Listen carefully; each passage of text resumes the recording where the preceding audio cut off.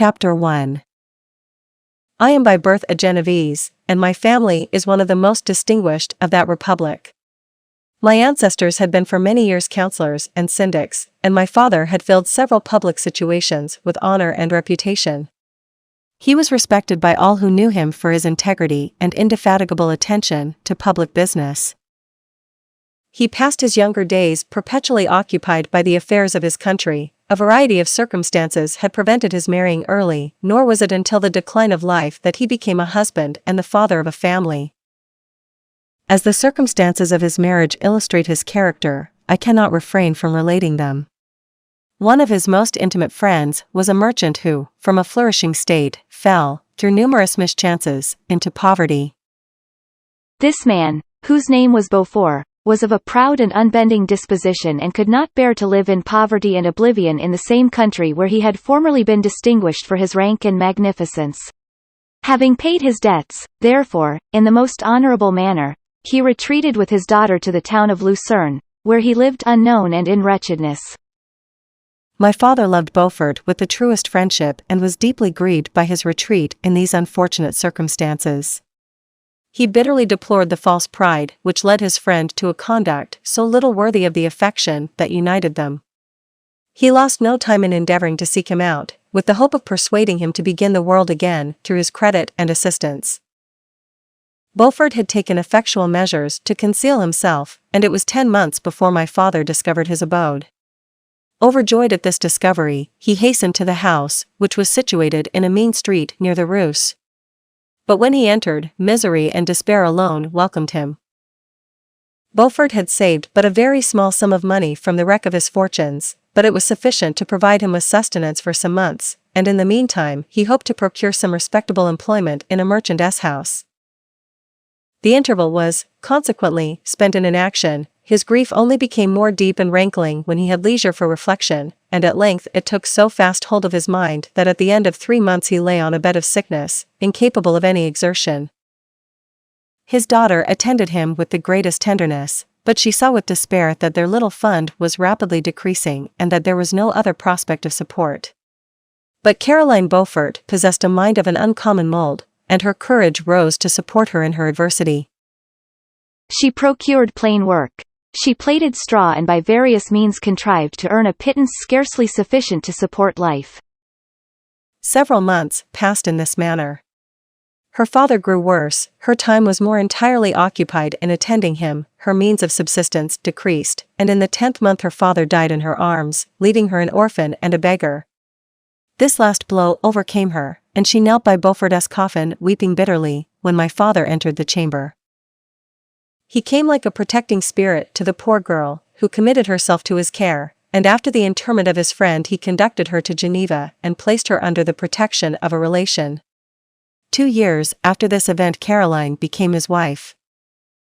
There was a considerable difference between the ages of my parents, but this circumstance seemed to unite them only closer in bonds of devoted affection.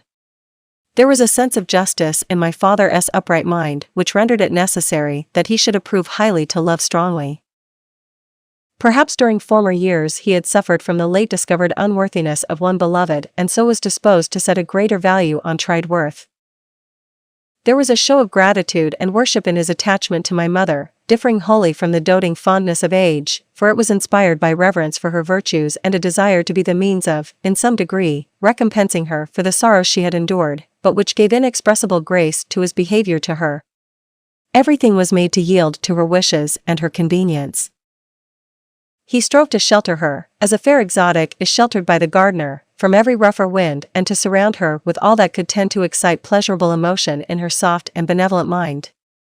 Her health, and even the tranquility of her hitherto constant spirit, had been shaken by what she had gone through. During the 2 years that had elapsed previous to their marriage, my father had gradually relinquished all his public functions, and immediately after their union they sought the pleasant climate of Italy, and the change of scene and interest attendant on a tour through that land of wonders, as a restorative for her weakened frame. From Italy they visited Germany and France. I, their eldest child, was born at Naples, and as an infant accompanied them in their rambles. I remained for several years their only child. Much as they were attached to each other, They seemed to draw inexhaustible stores of affection from a very mine of love to bestow them upon me. My mother's tender caresses and my father's smile of benevolent pleasure while regarding me are my first recollections. I was their plaything and their idol, and something better their child, the innocent and helpless creature bestowed on them by heaven, whom to bring up to good, and whose future lot it was in their hands to direct to happiness or misery, according as they fulfilled their duties towards me.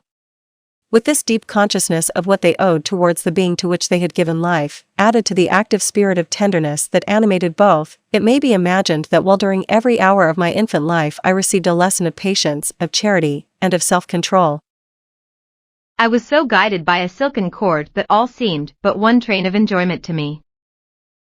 For a long time I was their only care. My mother had much desired to have a daughter, but I continued their single offspring. When I was about 5 years old, while making an excursion beyond the frontiers of Italy, they passed a week on the shores of the Lake of Como. Their benevolent disposition often made them enter the cottages of the poor. This, to my mother, was more than a duty, it was a necessity, a passion, remembering what she had suffered, and how she had been relieved for her to act in her turn the guardian angel to the afflicted. During one of their walks a poor cot in the foldings of a veil attracted their notice as being singularly disconsolate, while the number of half-clothed children gathered about it spoke of penury in its worst shape. One day, when my father had gone by himself to Milan, my mother, accompanied by me, visited this abode. She found a peasant and his wife, hard-working, bent down by care and labor, distributing a scanty meal to 5 hungry babes. Among these, there was one which attracted my mother far above all the rest. She appeared of a different stock. The 4 others were dark-eyed, hardy little vagrants. This child was thin and very fair. Her hair was the brightest living gold, and despite the poverty of her clothing, seemed to set a crown of distinction on her head. Her brow was clear and ample, her blue eyes cloudless, and her lips and the molding of her face so expressive of sensibility and sweetness that none could behold her without looking on her as of a distinct species, a being heaven-sent, and bearing a celestial stamp in all her features. The peasant woman, perceiving that my mother fixed eyes of wonder and admiration on this lovely girl, eagerly communicated her history. She was not her child, but the daughter of a Milanese nobleman. Her mother was a German and had died on giving her birth. The infant had been placed with these good people to nurse. They were better off then. They had not been long married, and their eldest child was but just born. The father of their charge was one of those Italians nursed in the memory of the antique glory of Italy, one among the Schiavi Ogni or Fermenti, who exerted himself to obtain the liberty of his country. He became the victim of its weakness. Whether he had died or still lingered in the dungeons of Austria was not known. His property was confiscated, his child became an orphan and a beggar. She continued with her foster parents and bloomed in their rude abode, fairer than a garden rose among dark-leaved brambles.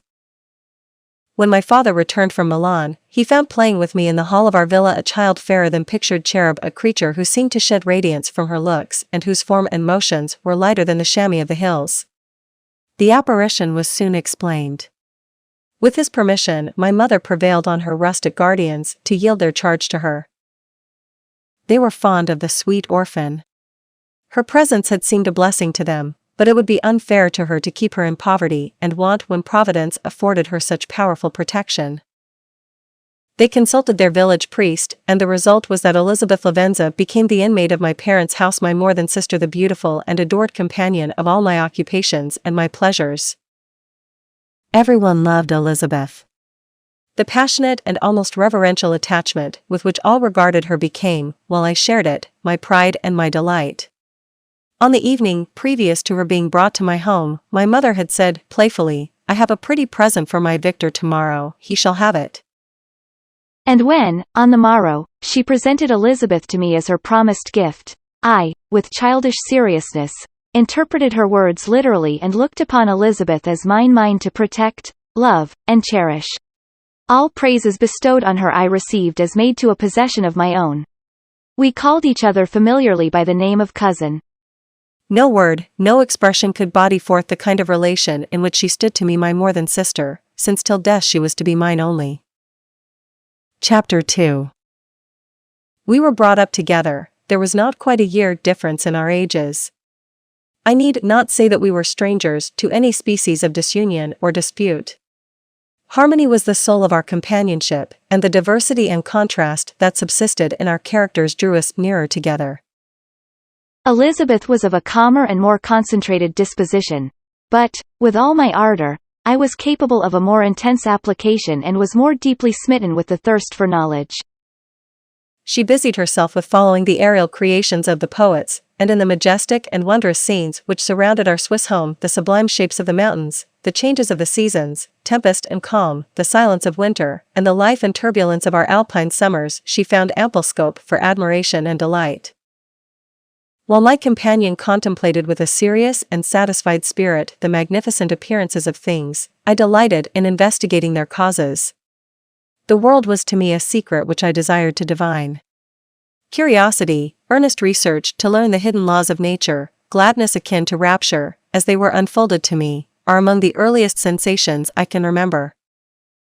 On the birth of a second son, my junior by 7 years, my parents gave up entirely their wandering life and fixed themselves in their native country. We possessed a house in Geneva, and a campaign on Bellerive, the eastern shore of the lake, at the distance of rather more than a league from the city. We resided principally in the latter, and the lives of my parents were passed in considerable seclusion. It was my temper to avoid a crowd and to attach myself fervently to a few.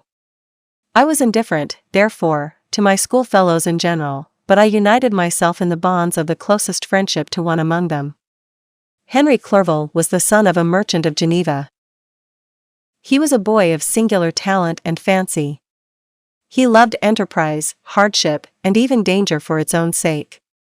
He was deeply read in books of chivalry and romance. He composed heroic songs and began to write many a tale of enchantment and knightly adventure. He tried to make us act plays and to enter into masquerades, in which the characters were drawn from the heroes of Roncesvalles, of the Round Table of King Arthur, and the chivalrous train who shed their blood to redeem the Holy Sepulchre from the hands of the infidels.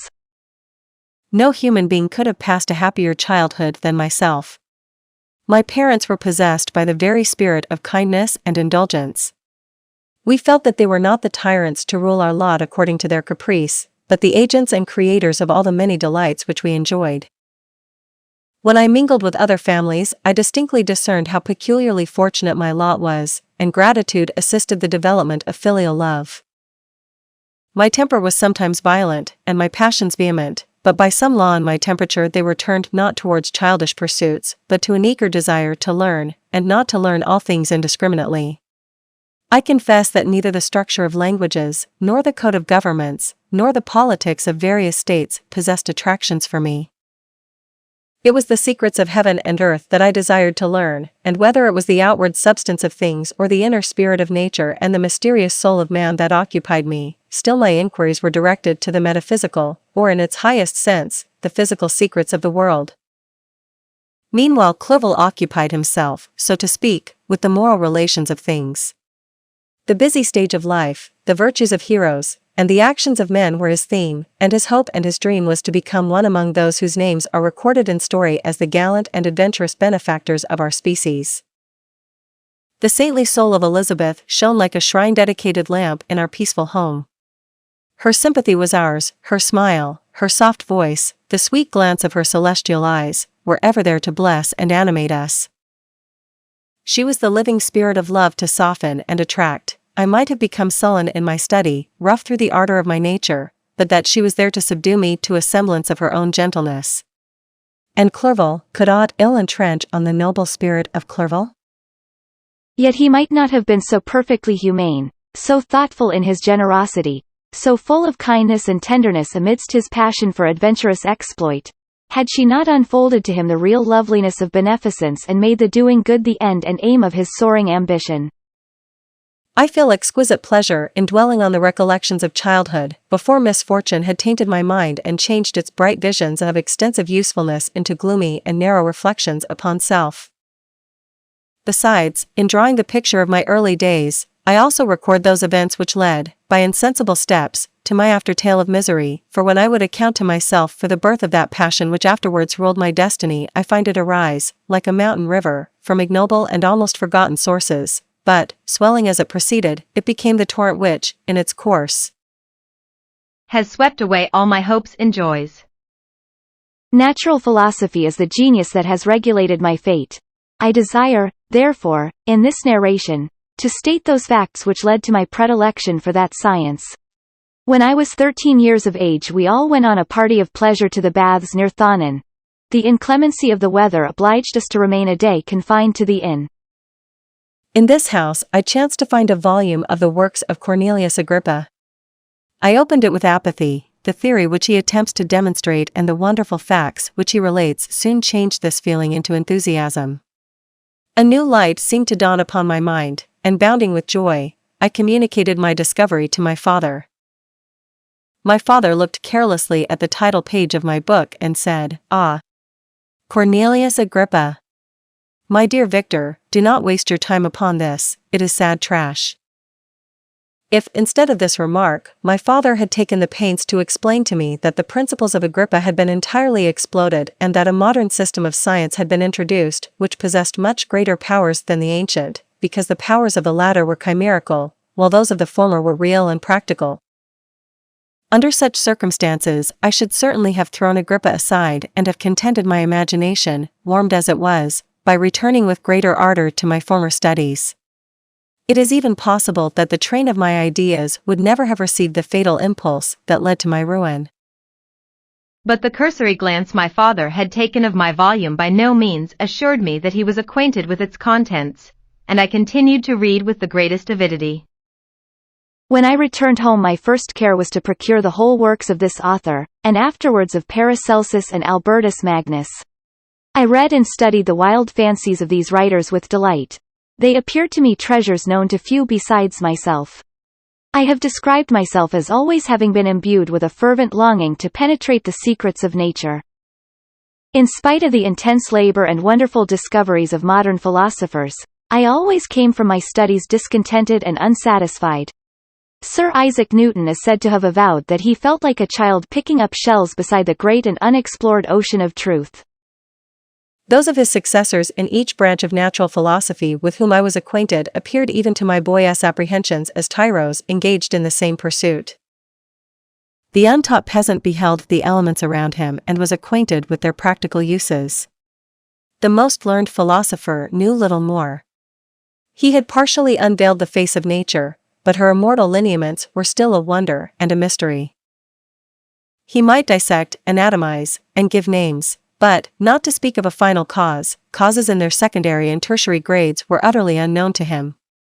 I had gazed upon the fortifications and impediments that seemed to keep human beings from entering the citadel of nature, and rashly and ignorantly I had repined. But here were books, and here were men who had penetrated deeper and knew more. I took their word for all that they averred, and I became their disciple. It may appear strange that such should arise in the 18th century, but while I followed the routine of education in the schools of Geneva, I was, to a great degree, self-taught with regard to my favorite studies.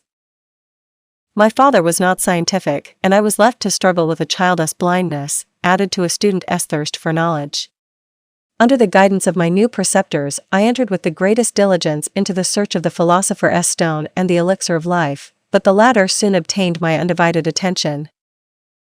Wealth was an inferior object, but what glory would attend the discovery if I could banish disease from the human frame and render man invulnerable to any but a violent death? Nor were these my only visions. The raising of ghosts or devils was a promise liberally accorded by my favorite authors, the fulfillment of which I most eagerly sought, and if my incantations were always unsuccessful, I attributed the failure rather to my own inexperience and mistake than to a want of skill or fidelity in my instructors. And thus for a time I was occupied by exploded systems, mingling, like an unadept, 1,000 contradictory theories and floundering desperately in a very slough of multifarious knowledge, guided by an ardent imagination and childish reasoning, till an accident again changed the current of my ideas. When I was about 15 years old we had retired to our house near Bellerive, when we witnessed a most violent and terrible thunderstorm. It advanced from behind the mountains of Jura, and the thunder burst at once with frightful loudness from various quarters of the heavens. I remained, while the storm lasted, watching its progress with curiosity and delight. As I stood at the door, on a sudden I beheld a stream of fire issue from an old and beautiful oak which stood about 20 yards from our house, and so soon as the dazzling light vanished, the oak had disappeared, and nothing remained but a blasted stump. When we visited it the next morning, we found the tree shattered in a singular manner. It was not splintered by the shock, but entirely reduced to thin ribbons of wood. I never beheld anything so utterly destroyed. Before this, I was not unacquainted with the more obvious laws of electricity. On this occasion, a man of great research in natural philosophy was with us, and excited by this catastrophe, he entered on the explanation of a theory which he had formed on the subject of electricity and galvanism, which was at once new and astonishing to me. All that he said threw greatly into the shade Cornelius Agrippa, Albertus Magnus, and Paracelsus, the lords of my imagination, but by some fatality the overthrow of these men disinclined me to pursue my accustomed studies. It seemed to me as if nothing would or could ever be known. All that had so long engaged my attention suddenly grew despicable. By one of those caprices of the mind which we are perhaps most subject to in early youth, I at once gave up my former occupations, set down natural history and all its progeny as a deformed and abortive creation, and entertained the greatest disdain for a would-be science which could never even step within the threshold of real knowledge. In this mood of mind I betook myself to the mathematics and the branches of study appertaining to that science as being built upon secure foundations, and so worthy of my consideration. Thus strangely are our souls constructed, and by such slight ligaments are we bound to prosperity or ruin. When I look back, it seems to me as if this almost miraculous change of inclination and what was the immediate suggestion of the guardian angel of my life, the last effort made by the spirit of preservation to avert the storm that was even then hanging in the stars and ready to envelop me. Her victory was announced by an unusual tranquility and gladness of soul, which followed the relinquishing of my ancient and latterly tormenting studies. It was thus that I was to be taught to associate evil with their prosecution, happiness with their disregard. It was a strong effort of the spirit of good, but it was ineffectual. Destiny was too potent, and her immutable laws had decreed my utter and terrible destruction. Chapter 3. When I had attained the age of 17, my parents resolved that I should become a student at the University of Ingolstadt. I had hitherto attended the schools of Geneva, but my father thought it necessary for the completion of my education that I should be made acquainted with other customs than those of my native country. My departure was therefore fixed at an early date, but before the day resolved upon could arrive, the first misfortune of my life occurred, an omen, as it were, of my future misery. Elizabeth had caught the scarlet fever, her illness was severe, and she was in the greatest danger. During her illness, many arguments had been urged to persuade my mother to refrain from attending upon her. She had at first yielded to our entreaties, but when she heard that the life of her favorite was menaced, she could no longer control her anxiety. She attended her sickbed, her watchful attentions triumphed over the malignity of the distemper. Elizabeth was saved, but the consequences of this imprudence were fatal to her preserver. On the third day my mother sickened, her fever was accompanied by the most alarming symptoms, and the looks of her medical attendants prognosticated the worst event. On her deathbed the fortitude and benignity of this best of women did not desert her. She joined the hands of Elizabeth and myself. "My children," she said, "my firmest hopes of future happiness were placed on the prospect of your union. This expectation will now be the consolation of your father. Elizabeth, my love, you must supply my place to my younger children. Alas! I regret that I am taken from you, and, happy and beloved as I have been, is it not hard to quit you all? But these are not thoughts befitting me. I will endeavor to resign myself cheerfully to death, and will indulge a hope of meeting you in another world." She died calmly, and her countenance expressed affection even in death. I need not describe the feelings of those whose dearest ties are rent by that most irreparable evil, the void that presents itself to the soul, and the despair that is exhibited on the countenance. It is so long before the mind can persuade itself that she whom we saw every day and whose very existence appeared a part of our own can have departed forever, that the brightness of a beloved eye can have been extinguished, and the sound of a voice so familiar and dear to the ear can be hushed, never more to be heard. These are the reflections of the first days, but when the lapse of time proves the reality of the evil, then the actual bitterness of grief commences. Yet from whom has not that rude hand rent away some dear connection? And why should I describe a sorrow which all have felt, and must feel? The time at length arrives when grief is rather an indulgence than a necessity, and the smile that plays upon the lips, although it may be deemed a sacrilege, is not banished. My mother was dead, but we had still duties which we ought to perform. We must continue our course with the rest and learn to think ourselves fortunate, whilst one remains whom the spoiler has not seized. My departure for Ingolstadt, which had been deferred by these events, was now again determined upon. I obtained from my father a respite of some weeks. It appeared to me sacrilege so soon to leave the repose, akin to death, of the house of mourning and to rush into the thick of life. I was new to sorrow, but it did not the less alarm me. I was unwilling to quit the sight of those that remained to me, and above all, I desired to see my sweet Elizabeth in some degree consoled. She indeed veiled her grief and strove to act the comforter to us all.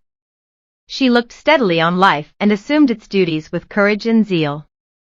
She devoted herself to those whom she had been taught to call her uncle and cousins. Never was she so enchanting as at this time, when she recalled the sunshine of her smiles and spent them upon us. She forgot even her own regret in her endeavors to make us forget. The day of my departure at length arrived. Clerval spent the last evening with us. He had endeavored to persuade his father to permit him to accompany me and to become my fellow student, but in vain. His father was a narrow-minded traitor and saw idleness and ruin in the aspirations and ambition of his son. Henry deeply felt the misfortune of being debarred from a liberal education. He said little, but when he spoke I read in his kindling eye and in his animated glance a restrained but firm resolve not to be chained to the miserable details of commerce. We sat late. We could not tear ourselves away from each other nor persuade ourselves to say the word farewell. It was said, and we retired under the pretense of seeking repose, each fancying that the other was deceived, but when at morning's dawn I descended to the carriage, which was to convey me away, they were all there, my father again to bless me, Clerval to press my hand once more, my Elizabeth to renew her entreaties that I would write often and to bestow the last feminine attentions on her playmate and friend. I threw myself into the chaise that was to convey me away and indulged in the most melancholy reflections. I, who had ever been surrounded by amiable companions, continually engaged in endeavoring to bestow mutual pleasure, I was now alone. In the university whither I was going I must form my own friends and be my own protector. My life had hitherto been remarkably secluded and domestic, and this had given me invincible repugnance to new countenances. I loved my brothers, Elizabeth, and Clerval. These were old familiar faces, but I believed myself totally unfitted for the company of strangers. Such were my reflections as I commenced my journey, but as I proceeded, my spirits and hopes rose.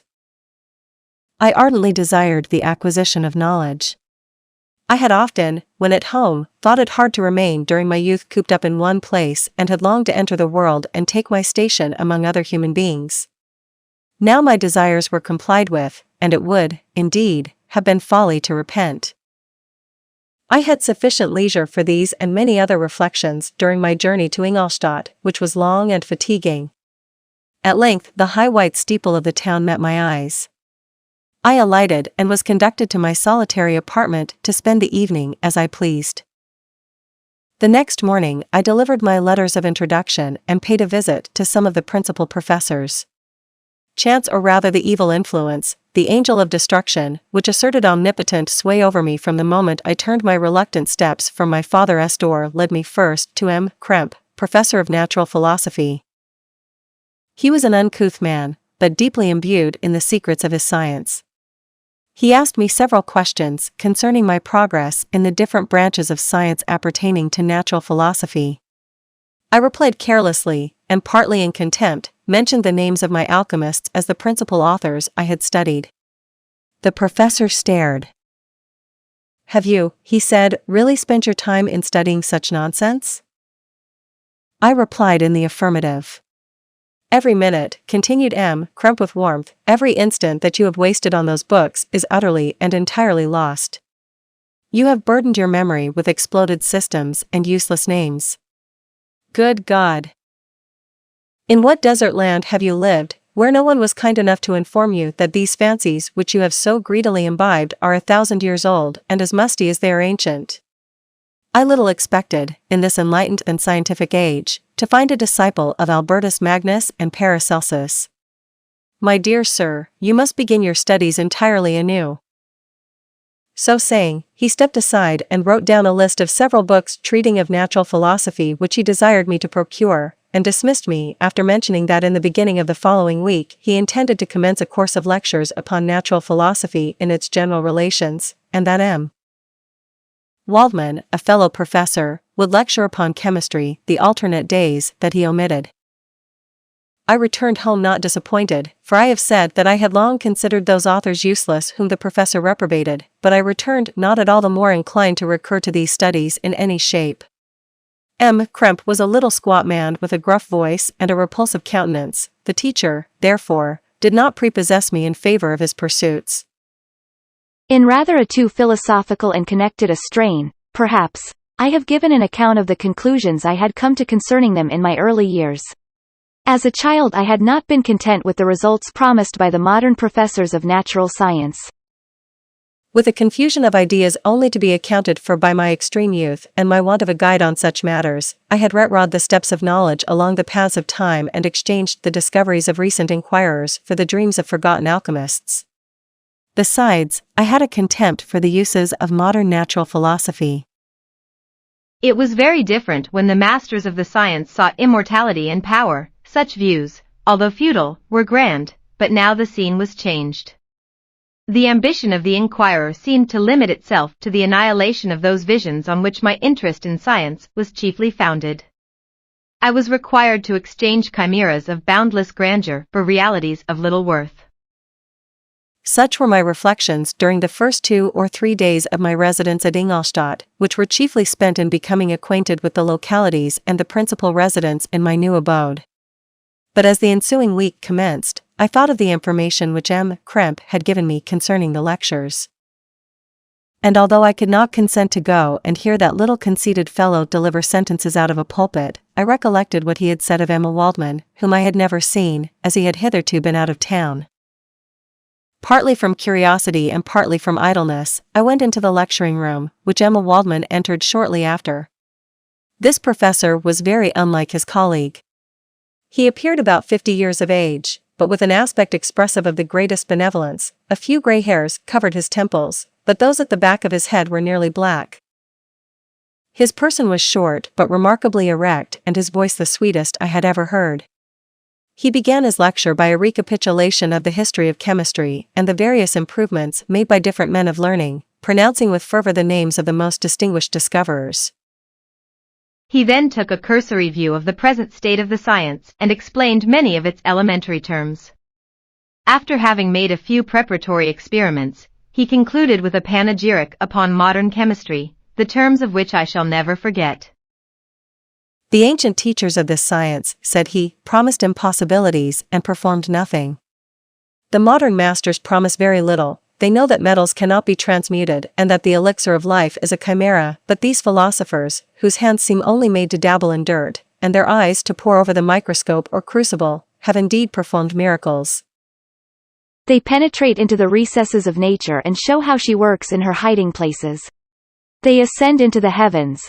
They have discovered how the blood circulates, and the nature of the air we breathe. They have acquired new and almost unlimited powers.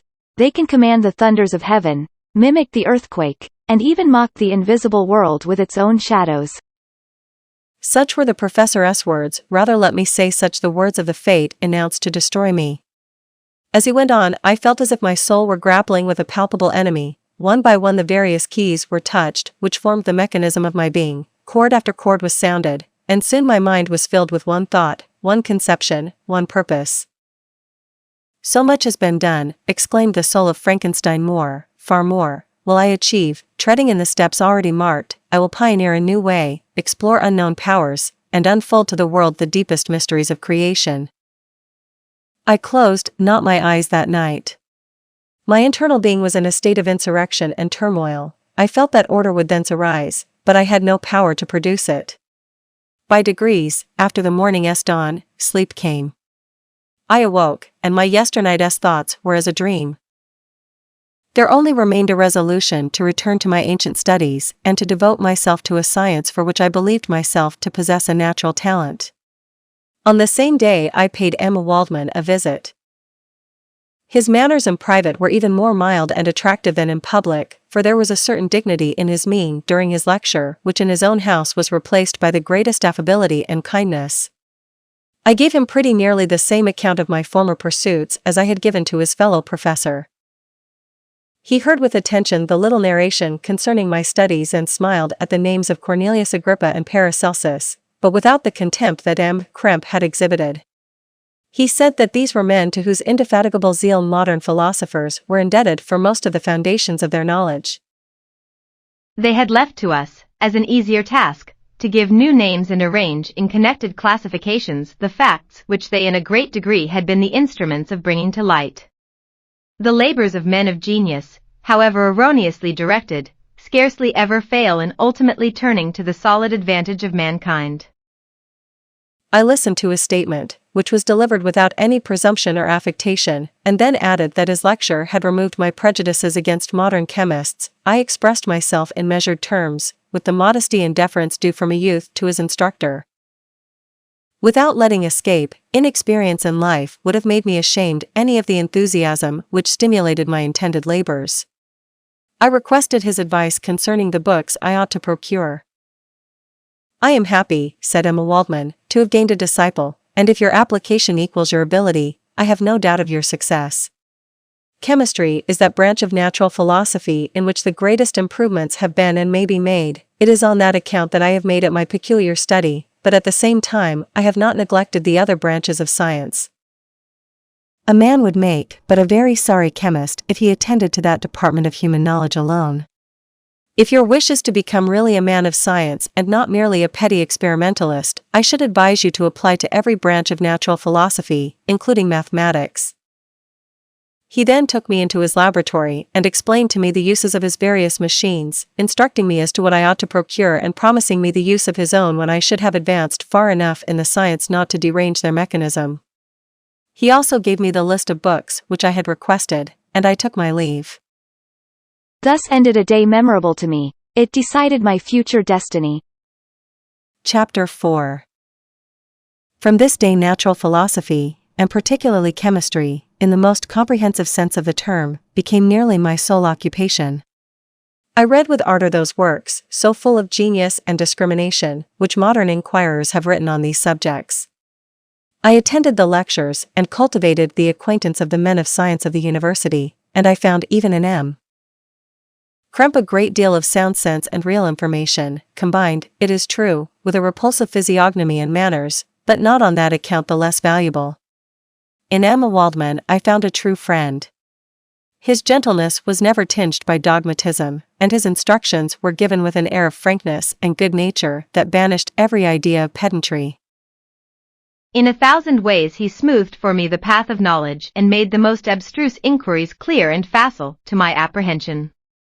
My application was at first fluctuating and uncertain. It gained strength as I proceeded and soon became so ardent and eager that the stars often disappeared in the light of morning whilst I was yet engaged in my laboratory. As I applied so closely, it may be easily conceived that my progress was rapid. My ardor was indeed the astonishment of the students, and my proficiency that of the masters. Professor Krempe often asked me, with a sly smile, how Cornelius Agrippa went on, whilst Emma Waldman expressed the most heartfelt exultation in my progress. 2 years passed in this manner, during which I paid no visit to Geneva, but was engaged, heart and soul, in the pursuit of some discoveries which I hope to make. None but those who have experienced them can conceive of the enticements of science.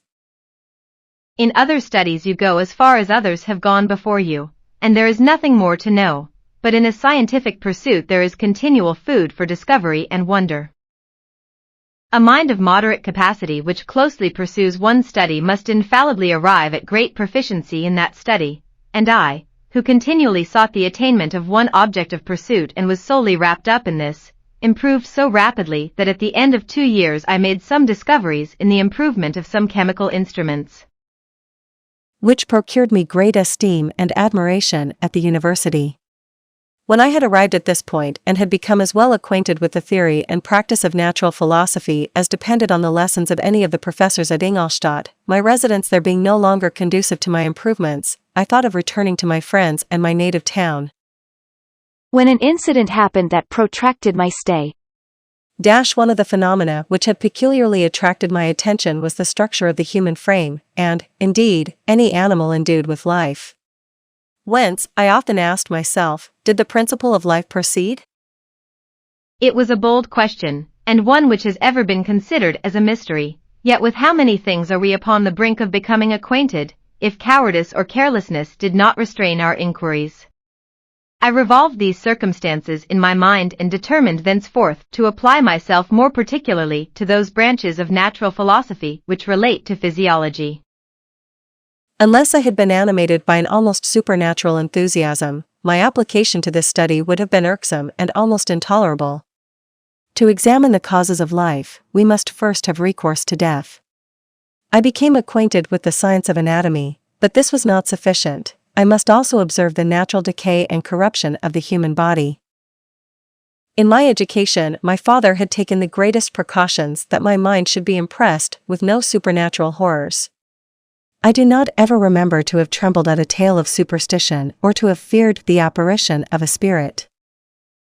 Darkness had no effect upon my fancy, and a churchyard was to me merely the receptacle of bodies deprived of life, which, from being the seat of beauty and strength, had become food for the worm.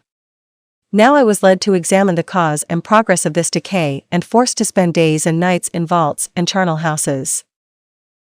My attention was fixed upon every object the most insupportable to the delicacy of the human feelings.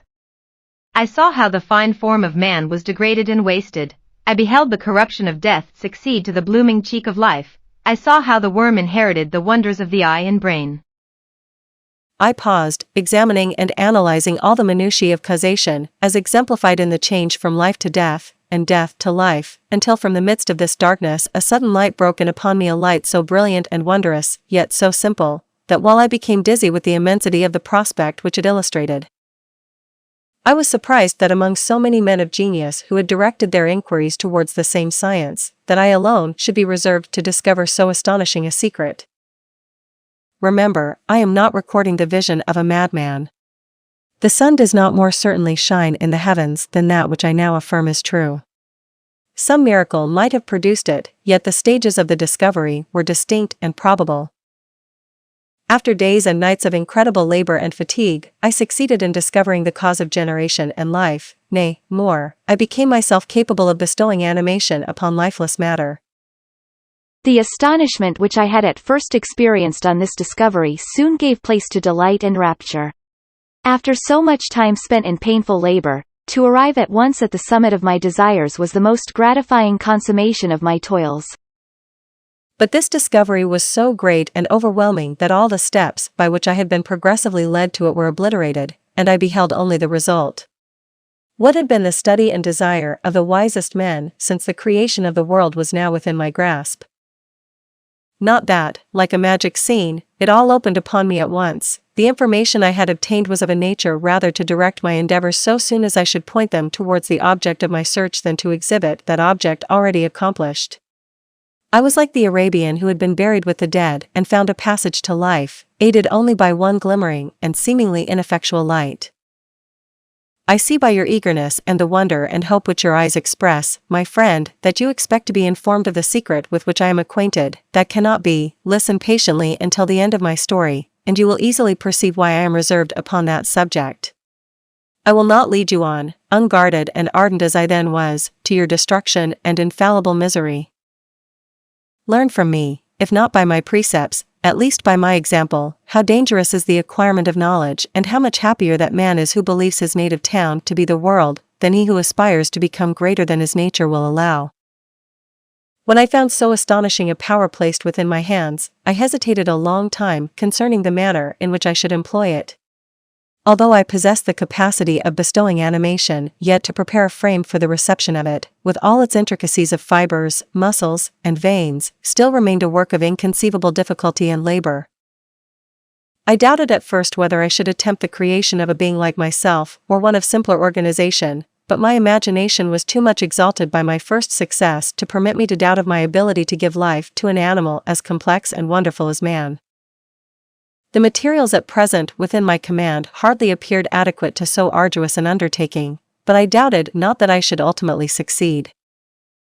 I prepared myself for a multitude of reverses, my operations might be incessantly baffled, and at last my work be imperfect, yet when I considered the improvement which every day takes place in science and mechanics, I was encouraged to hope my present attempts would at least lay the foundations of future success. Nor could I consider the magnitude and complexity of my plan as any argument of its impracticability. It was with these feelings that I began the creation of a human being. As the minuteness of the parts formed a great hindrance to my speed, I resolved, contrary to my first intention, to make the being of a gigantic stature, that is to say, about 8 feet in height, and proportionably large. After having formed this determination and having spent some months in successfully collecting and arranging my materials, I began. No one can conceive the variety of feelings which bore me onwards, like a hurricane, in the first enthusiasm of success. Life and death appeared to me ideal bounds, which I should first break through, and pour a torrent of light into our dark world. A new species would bless me as its creator and source, many happy and excellent natures would owe their being to me. No father could claim the gratitude of his child so completely as I should deserve theirs. Pursuing these reflections, I thought that if I could bestow animation upon lifeless matter, I might in process of time, although I now found it impossible, renew life where death had apparently devoted the body to corruption. These thoughts supported my spirits, while I pursued my undertaking with unremitting ardor. My cheek had grown pale with study, and my person had become emaciated with confinement. Sometimes, on the very brink of certainty, I failed, yet still I clung to the hope which the next day or the next hour might realize. One secret which I alone possessed was the hope to which I had dedicated myself, and the moon gazed on my midnight labors, while, with unrelaxed and breathless eagerness, I pursued nature to her hiding places. Who shall conceive the horrors of my secret toil as I dabbled among the unhallowed damps of the grave or tortured the living animal to animate the lifeless clay? My limbs now tremble, and my eyes swim with the remembrance, but then a resistless and almost frantic impulse urged me forward. I seemed to have lost all soul or sensation but for this one pursuit. It was indeed but a passing trance that only made me feel with renewed acuteness so soon as, the unnatural stimulus ceasing to operate, I had returned to my old habits. I collected bones from charnel houses and disturbed, with profane fingers, the tremendous secrets of the human frame. In a solitary chamber, or rather cell, at the top of the house, and separated from all the other apartments by a gallery and staircase, I kept my workshop of filthy creation. My eyeballs were starting from their sockets in attending to the details of my employment. The dissecting room and the slaughterhouse furnished many of my materials, and often did my human nature turn with loathing from my occupation, whilst, still urged on by an eagerness which perpetually increased, I brought my work near to a conclusion. The summer months passed while I was thus engaged, heart and soul, in one pursuit. It was a most beautiful season. Never did the fields bestow a more plentiful harvest or the vines yield a more luxuriant vintage, but my eyes were insensible to the charms of nature. And the same feelings which made me neglect the scenes around me caused me also to forget those friends who were so many miles absent, and whom I had not seen for so long a time. I knew my silence disquieted them, and I well remembered the words of my father. I know that while you are pleased with yourself you will think of us with affection, and we shall hear regularly from you. You must pardon me if I regard any interruption in your correspondence as a proof that your other duties are equally neglected. I knew well therefore what would be my father's feelings, but I could not tear my thoughts from my employment, loathsome in itself, but which had taken an irresistible hold of my imagination. I wished, as it were, to procrastinate all that related to my feelings of affection until the great object, which swallowed up every habit of my nature, should be completed.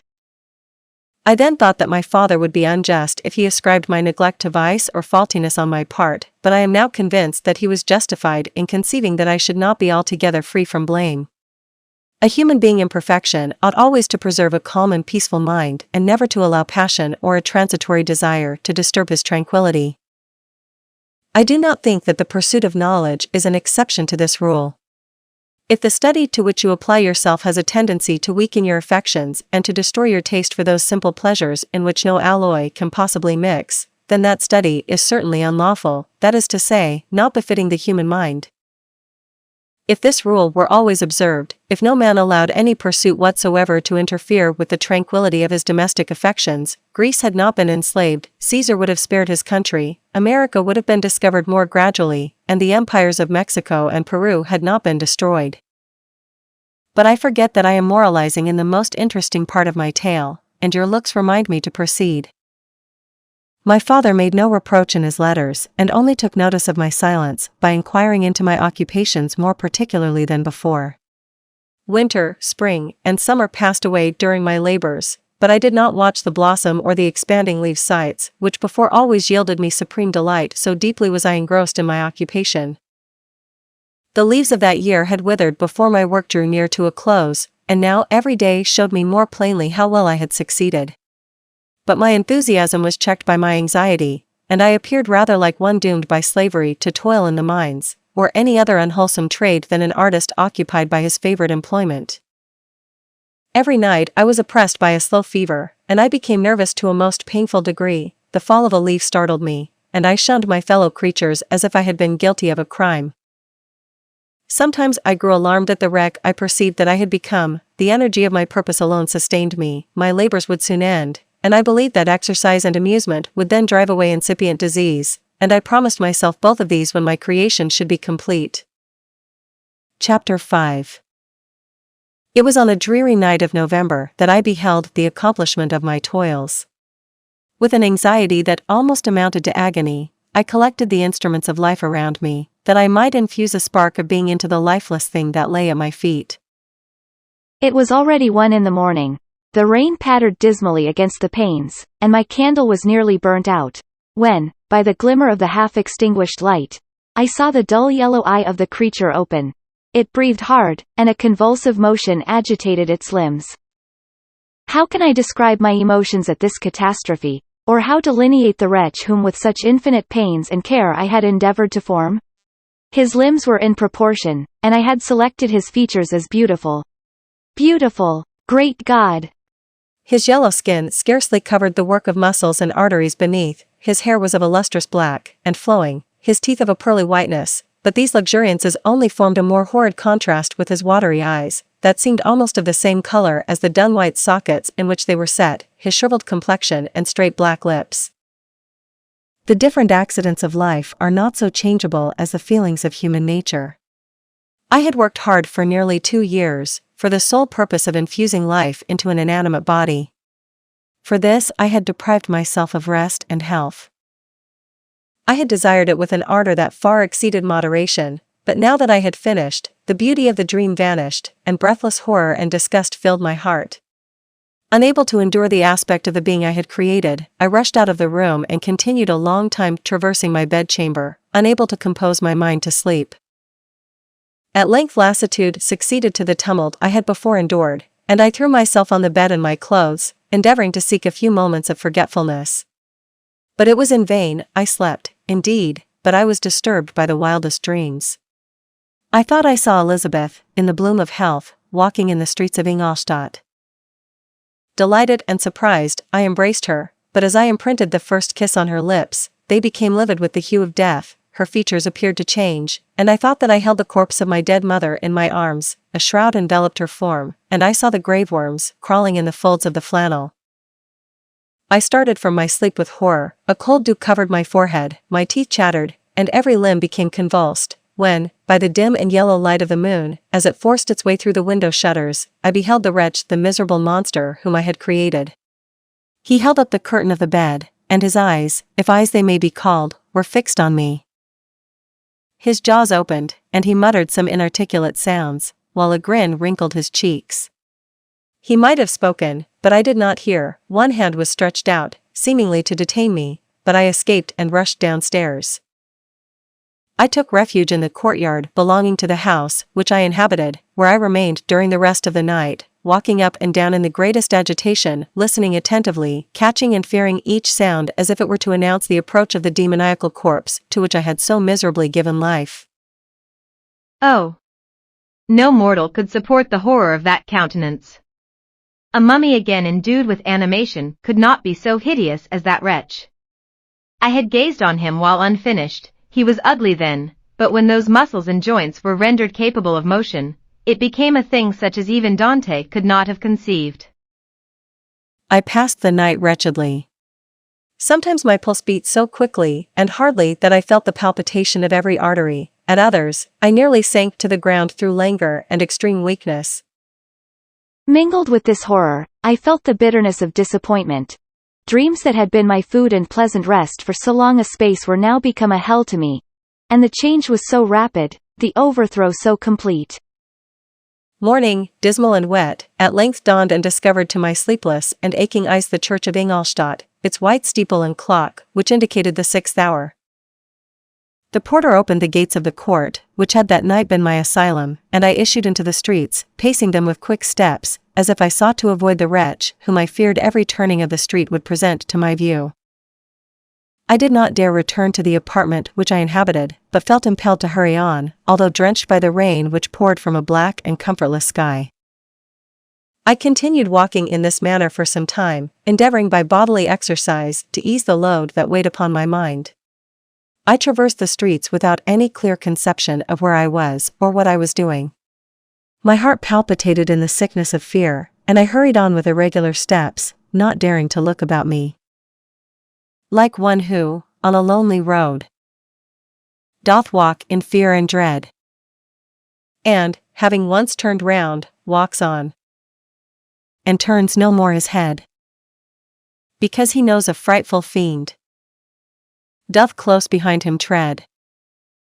Coleridge's Ancient Mariner.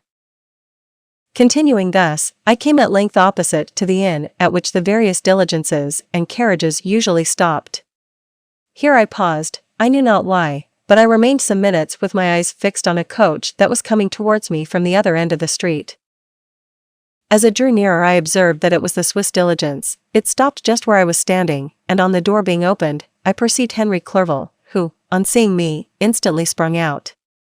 "My dear Frankenstein," exclaimed he, "how glad I am to see you! How fortunate that you should be here at the very moment of my alighting!" Nothing could equal my delight on seeing Clerval. His presence brought back to my thoughts my father, Elizabeth, and all those scenes of home so dear to my recollection. I grasped his hand, and in a moment forgot my horror and misfortune. I felt suddenly, and for the first time during many months, calm and serene joy. I welcomed my friend, therefore, in the most cordial manner, and we walked towards my college. Clerval continued talking for some time about our mutual friends and his own good fortune in being permitted to come to Ingolstadt. "You may easily believe," said he, "how great was the difficulty to persuade my father that all necessary knowledge was not comprised in the noble art of book-keeping, and, indeed, I believe I left him incredulous to the last, for his constant answer to my unwearied entreaties was the same as that of the Dutch schoolmaster in the Vicar of Wakefield. 'I have 10,000 florins a year without Greek, I eat heartily without Greek.' But his affection for me at length overcame his dislike of learning, and he has permitted me to undertake a voyage of discovery to the land of knowledge.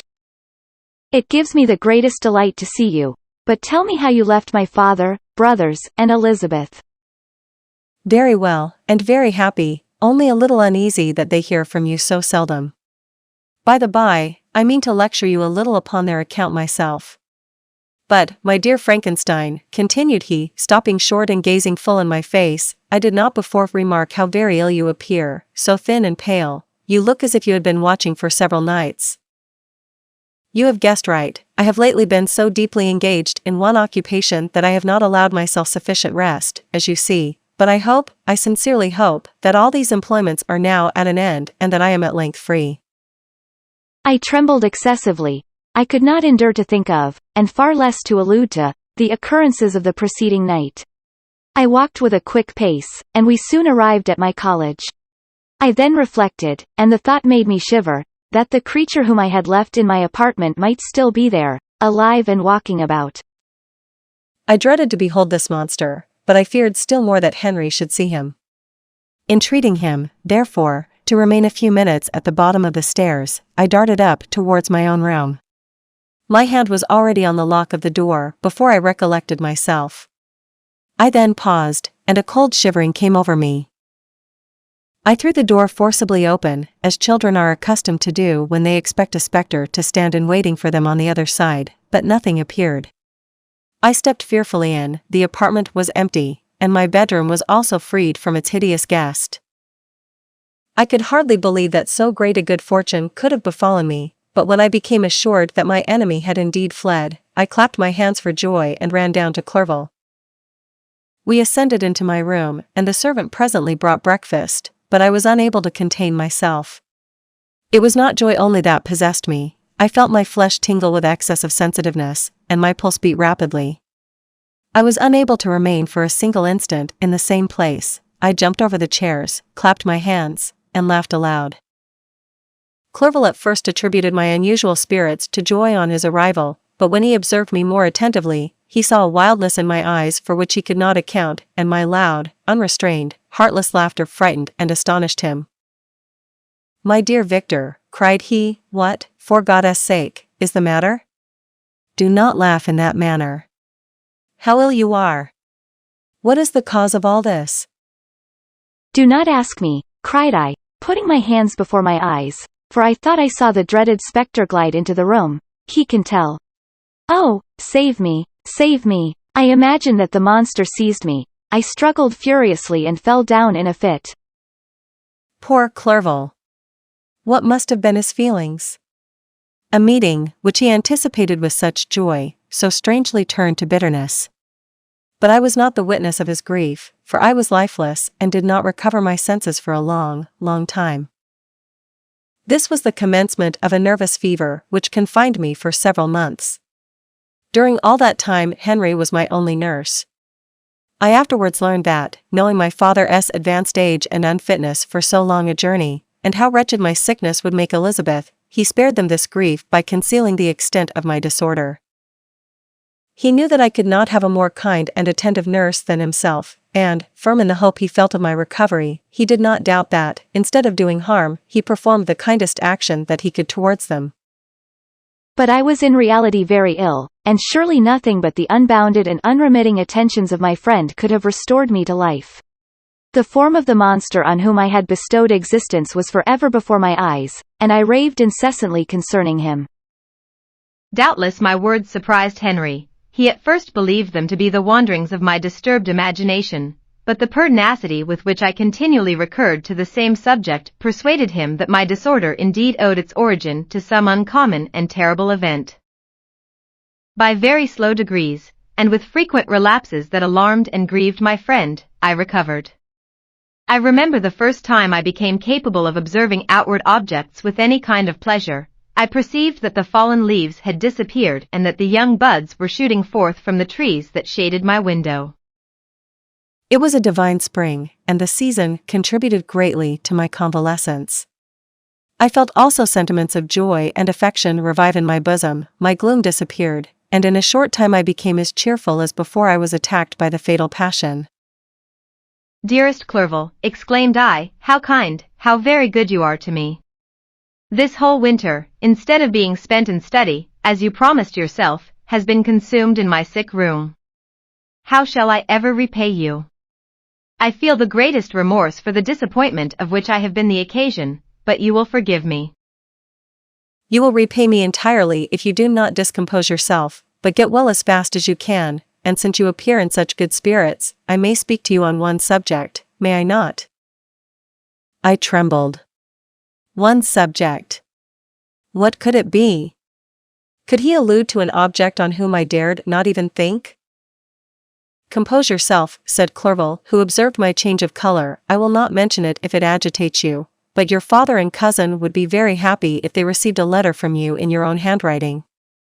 They hardly know how ill you have been and are uneasy at your long silence. Is that all, my dear Henry? How could you suppose that my first thought would not fly towards those dear, dear friends whom I love and who are so deserving of my love? If this is your present temper, my friend, you will perhaps be glad to see a letter that has been lying here some days for you. It is from your cousin, I believe. Chapter 6. Clerval then put the following letter into my hands. It was from my own Elizabeth. My dearest cousin. You have been ill, very ill, and even the constant letters of dear kind Henry are not sufficient to reassure me on your account. You are forbidden to write to hold a pen, yet one word from you, dear Victor, is necessary to calm our apprehensions. For a long time I have thought that each post would bring this line, and my persuasions have restrained my uncle from undertaking a journey to Ingolstadt. I have prevented his encountering the inconveniences and perhaps dangers of so long a journey, yet how often have I regretted not being able to perform it myself. I figured to myself that the task of attending on your sickbed has devolved on some mercenary old nurse, who could never guess your wishes nor minister to them with the care and affection of your poor cousin. Yet that is over now. Clerval writes that indeed you are getting better. I eagerly hope that you will confirm this intelligence soon in your own handwriting. Get well and return to us. You will find a happy, cheerful home and friends who love you dearly. Your father's health is vigorous, and he asks but to see you, but to be assured that you are well, and not a care will ever cloud his benevolent countenance. How pleased you would be to remark the improvement of our Ernest. He is now 16 and full of activity and spirit. He is desirous to be a true Swiss and to enter into foreign service, but we cannot part with him, at least until his elder brother returns to us. My uncle is not pleased with the idea of a military career in a distant country, but Ernest never had your powers of application. He looks upon study as an odious fetter. His time is spent in the open air, climbing the hills or rowing on the lake.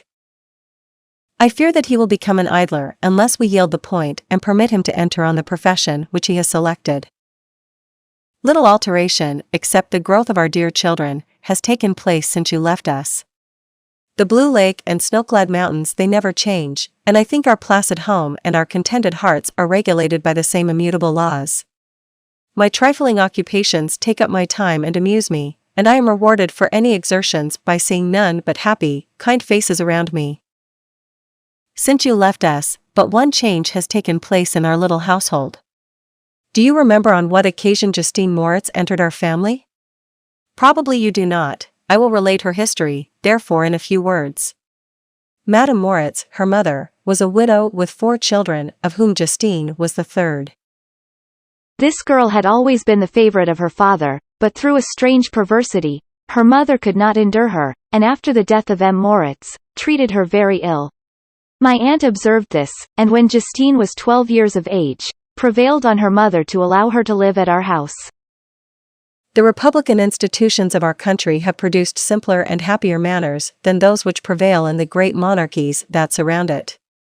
Hence there is less distinction between the several classes of its inhabitants, and the lower orders, being neither so poor nor so despised, their manners are more refined and moral. A servant in Geneva does not mean the same thing as a servant in France and England. Justine, thus received in our family, learned the duties of a servant, a condition which, in our fortunate country, does not include the idea of ignorance and a sacrifice of the dignity of a human being. Justine, you may remember, was a great favorite of yours. And I recollect you once remarked that if you were in an ill humor, one glance from Justine could dissipate it. For the same reason that Ariosto gives concerning the beauty of Angelica, she looked so frank-hearted and happy. My aunt conceived a great attachment for her, by which she was induced to give her an education superior to that which she had at first intended. This benefit was fully repaid. Justine was the most grateful little creature in the world. I do not mean that she made any professions, I never heard one pass her lips, but you could see by her eyes that she almost adored her protectress. Although her disposition was gay and in many respects inconsiderate, yet she paid the greatest attention to every gesture of my aunt. She thought her the model of all excellence and endeavored to imitate her phraseology and manners, so that even now she often reminds me of her. When my dearest aunt died, everyone was too much occupied in their own grief to notice poor Justine, who had attended her during her illness with the most anxious affection. Poor Justine was very ill, but other trials were reserved for her. One by one, her brothers and sister died, and her mother, with the exception of her neglected daughter, was left childless. The conscience of the woman was troubled. She began to think that the deaths of her favorites was a judgment from heaven to chastise her partiality. She was a Roman Catholic, and I believe her confessor confirmed the idea which she had conceived. Accordingly, a few months after your departure for Ingolstadt, Justine was called home by her repentant mother. Poor girl! She wept when she quitted our house. She was much altered since the death of my aunt. Grief had given softness and a winning mildness to her manners, which had before been remarkable for vivacity. Nor was her residence at her mother's house of a nature to restore her gaiety. The poor woman was very vacillating in her repentance. She sometimes begged Justine to forgive her unkindness, but much oftener accused her of having caused the deaths of her brothers and sister.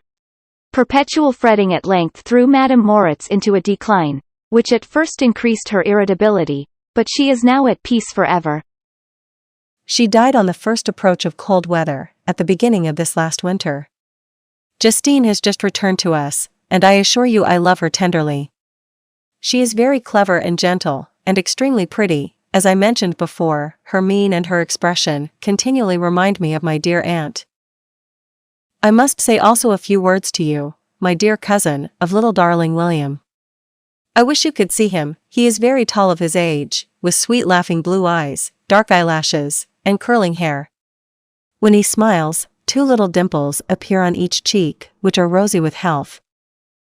He has already had 1 or 2 little wives, but Louisa Byron is his favorite, a pretty little girl of 5 years of age.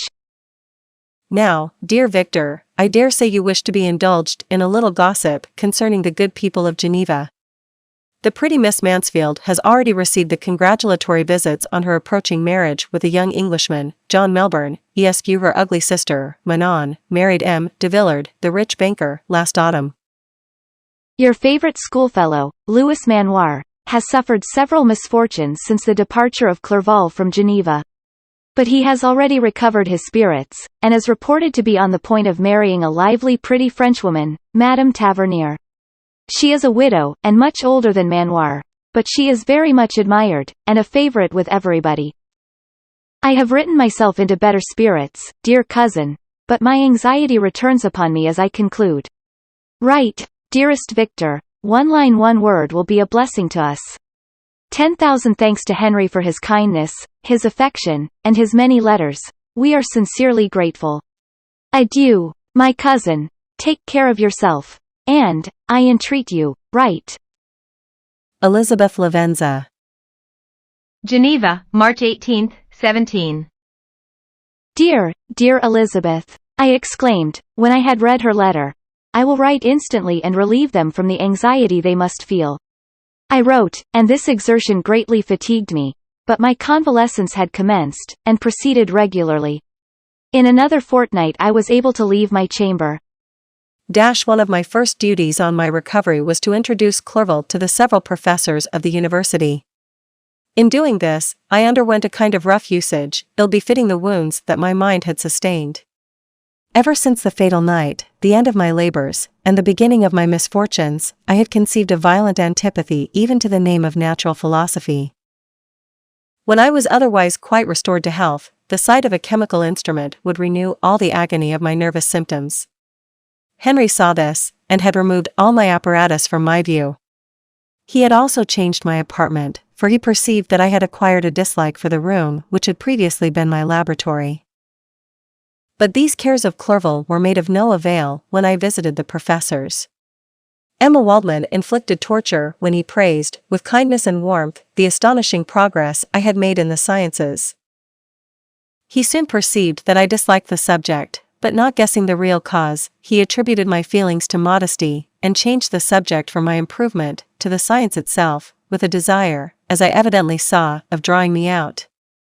What could I do? He meant to please, and he tormented me. I felt as if he had placed carefully, one by one, in my view those instruments which were to be afterwards used in putting me to a slow and cruel death. I writhed under his words, yet dared not exhibit the pain I felt. Clerval, whose eyes and feelings were always quick in discerning the sensations of others, declined the subject, alleging, in excuse, his total ignorance, and the conversation took a more general turn. I thanked my friend from my heart, but I did not speak. I saw plainly that he was surprised, but he never attempted to draw my secret from me, and although I loved him with a mixture of affection and reverence that knew no bounds, yet I could never persuade myself to confide in him that event which was so often present to my recollection, but which I feared the detail to another would only impress more deeply. M. Krempe was not equally docile, and in my condition at that time of almost insupportable sensitiveness, his harsh blunt encomiums gave me even more pain than the benevolent approbation of Emma Waldman. "D. and the fellow," cried he, "why, M. de Clerval, I assure you he has outstripped us all. I stare if you please, but it is nevertheless true. A youngster who, but a few years ago, believed in Cornelius Agrippa as firmly as in the gospel, has now set himself at the head of the university, and if he is not soon pulled down, we shall all be out of countenance. I, continued he, observing my face expressive of suffering, M. de Frankenstein is modest, an excellent quality in a young man. Young men should be diffident of themselves, you know, M. de Clerval. I was myself when young, but that wears out in a very short time." M. Krempe had now commenced an eulogy on himself, which happily turned the conversation from a subject that was so annoying to me. Clerval had never sympathized in my taste for natural science, and his literary pursuits differed wholly from those which had occupied me. He came to the university with the design of making himself complete master of the Oriental languages, and thus he should open a field for the plan of life he had marked out for himself. Resolved to pursue no inglorious career, he turned his eyes toward the east, as affording scope for his spirit of enterprise. The Persian, Arabic, and Sanskrit languages engaged his attention, and I was easily induced to enter on the same studies. Idleness had ever been irksome to me, and now that I wished to fly from reflection, and hated my former studies, I felt great relief in being the fellow pupil with my friend, and found not only instruction but consolation in the works of the Orientalists. I did not, like him, attempt a critical knowledge of their dialects, for I did not contemplate making any other use of them than temporary amusement. I read merely to understand their meaning, and they well repaid my labors. Their melancholy is soothing, and their joy elevating, to a degree I never experienced in studying the authors of any other country. When you read their writings, life appears to consist in a warm sun and a garden of roses, in the smiles and frowns of a fair enemy, and the fire that consumes your own heart. How different from the manly and heroical poetry of Greece and Rome! Summer passed away in these occupations, and my return to Geneva was fixed for the latter end of autumn, but being delayed by several accidents, winter and snow arrived, the roads were deemed impassable, and my journey was retarded until the ensuing spring. I felt this delay very bitterly, for I longed to see my native town and my beloved friends. My return had only been delayed so long, from an unwillingness to leave Clerval in a strange place, before he had become acquainted with any of its inhabitants. The winter, however, was spent cheerfully, and although the spring was uncommonly late, when it came its beauty compensated for its dilatoriness. The month of May had already commenced, and I expected the letter daily which was to fix the date of my departure, when Henry proposed a pedestrian tour in the environs of Ingolstadt, that I might bid a personal farewell to the country I had so long inhabited.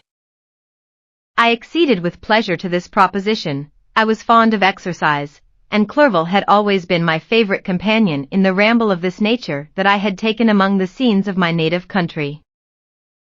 We passed a fortnight in these perambulations. My health and spirits had long been restored, and they gained additional strength from the salubrious air I breathed, the natural incidents of our progress, and the conversation of my friend. Study had before secluded me from the intercourse of my fellow creatures, and rendered me unsocial. But Clerval called forth the better feelings of my heart. He again taught me to love the aspect of nature, and the cheerful faces of children.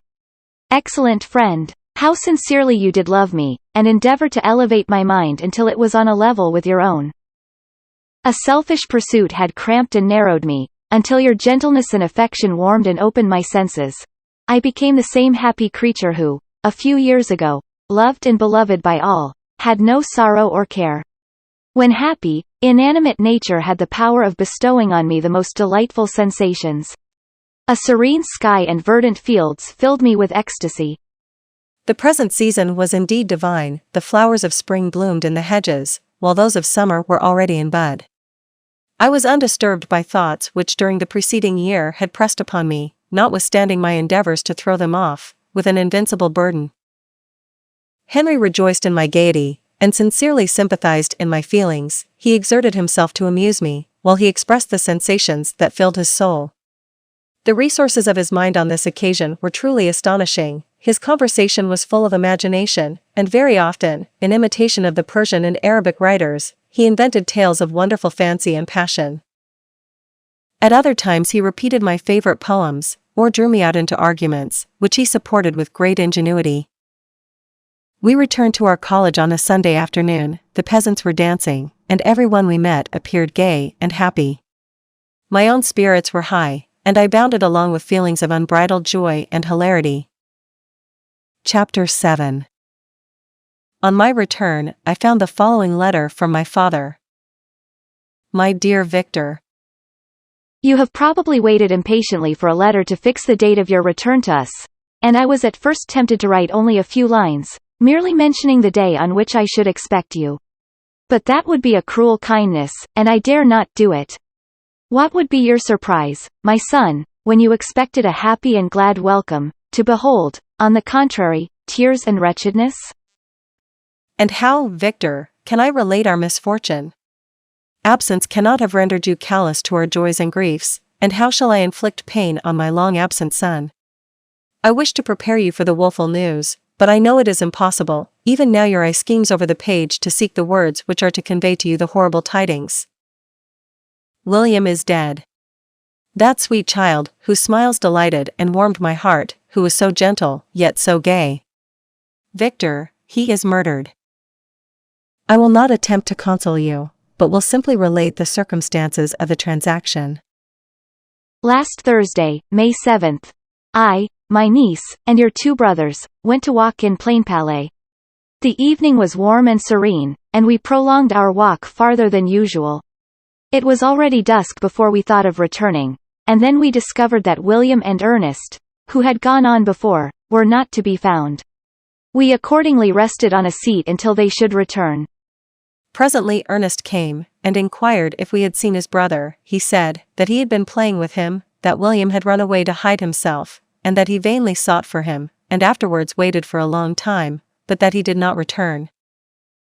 This account rather alarmed us, and we continued to search for him until night fell, when Elizabeth conjectured that he might have returned to the house. He was not there. We returned again, with torches, for I could not rest, when I thought that my sweet boy had lost himself, and was exposed to all the damps and dews of night. Elizabeth also suffered extreme anguish. About 5 in the morning I discovered my lovely boy, whom the night before I had seen blooming and active in health, stretched on the grass livid and motionless. The print of the murderous finger was on his neck. He was conveyed home, and the anguish that was visible in my countenance betrayed the secret to Elizabeth. She was very earnest to see the corpse. At first I attempted to prevent her, but she persisted, and entering the room where it lay, hastily examined the neck of the victim, and clasping her hands exclaimed, "O God! I have murdered my darling child." She fainted, and was restored with extreme difficulty. When she again lived, it was only to weep and sigh. She told me that same evening William had teased her to let him wear a very valuable miniature that she possessed of your mother. This picture is gone, and was doubtless the temptation which urged the murderer to the deed. We have no trace of him at present, although our exertions to discover him are unremitted, but they will not restore my beloved William. Come, dearest Victor, you alone can console Elizabeth. She weeps continually, and accuses herself unjustly as the cause of his death. Her words pierce my heart. We are all unhappy, but will not that be an additional motive for you, my son, to return and be our comforter? Your dear mother. Alas, Victor. I now say, thank God she did not live to witness the cruel, miserable death of her youngest darling. Come, Victor, not brooding thoughts of vengeance against the assassin, but with feelings of peace and gentleness, that will heal, instead of festering, the wounds of our minds. Enter the house of mourning, my friend, but with kindness and affection for those who love you, and not with hatred for your enemies. Your affectionate and afflicted father. Alphonse Frankenstein. Geneva, May 12, 17. Clerval, who had watched my countenance as I read this letter, was surprised to observe the despair that succeeded the joy I at first expressed on receiving news from my friends. I threw the letter on the table, and covered my face with my hands. My dear Frankenstein, exclaimed Henry, when he perceived me weep with bitterness, are you always to be unhappy? My dear friend, what has happened? I motioned him to take up the letter, while I walked up and down the room in the extremest agitation. Tears also gushed from the eyes of Clerval, as he read the account of my misfortune. I can offer you no consolation, my friend, said he, your disaster is irreparable. What do you intend to do? To go instantly to Geneva. Come with me, Henry, to order the horses. During our walk, Clerval endeavored to say a few words of consolation, he could only express his heartfelt sympathy. Poor William, said he, dear lovely child, he now sleeps with his angel mother. Who that had seen him bright and joyous in his young beauty, but must weep over his untimely loss. To die so miserably, to feel the murderer's grasp. How much more a murdered that could destroy radiant innocence? Poor little fellow. One only consolation have we, his friends mourn and weep, but he is at rest. The pang is over, his sufferings are at an end forever. A sod covers his gentle form, and he knows no pain. He can no longer be a subject for pity, we must reserve that for his miserable survivors. Clerval spoke thus as we hurried through the streets, the words impressed themselves on my mind and I remembered them afterwards in solitude.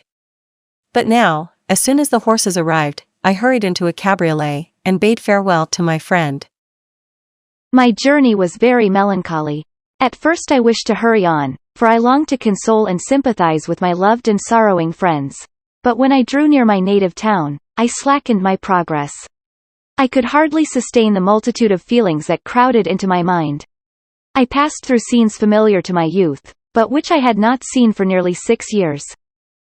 How altered everything might be during that time. One sudden and desolating change had taken place, but 1,000 little circumstances might have by degrees worked other alterations, which, although they were done more tranquilly, might not be the less decisive. Fear overcame me.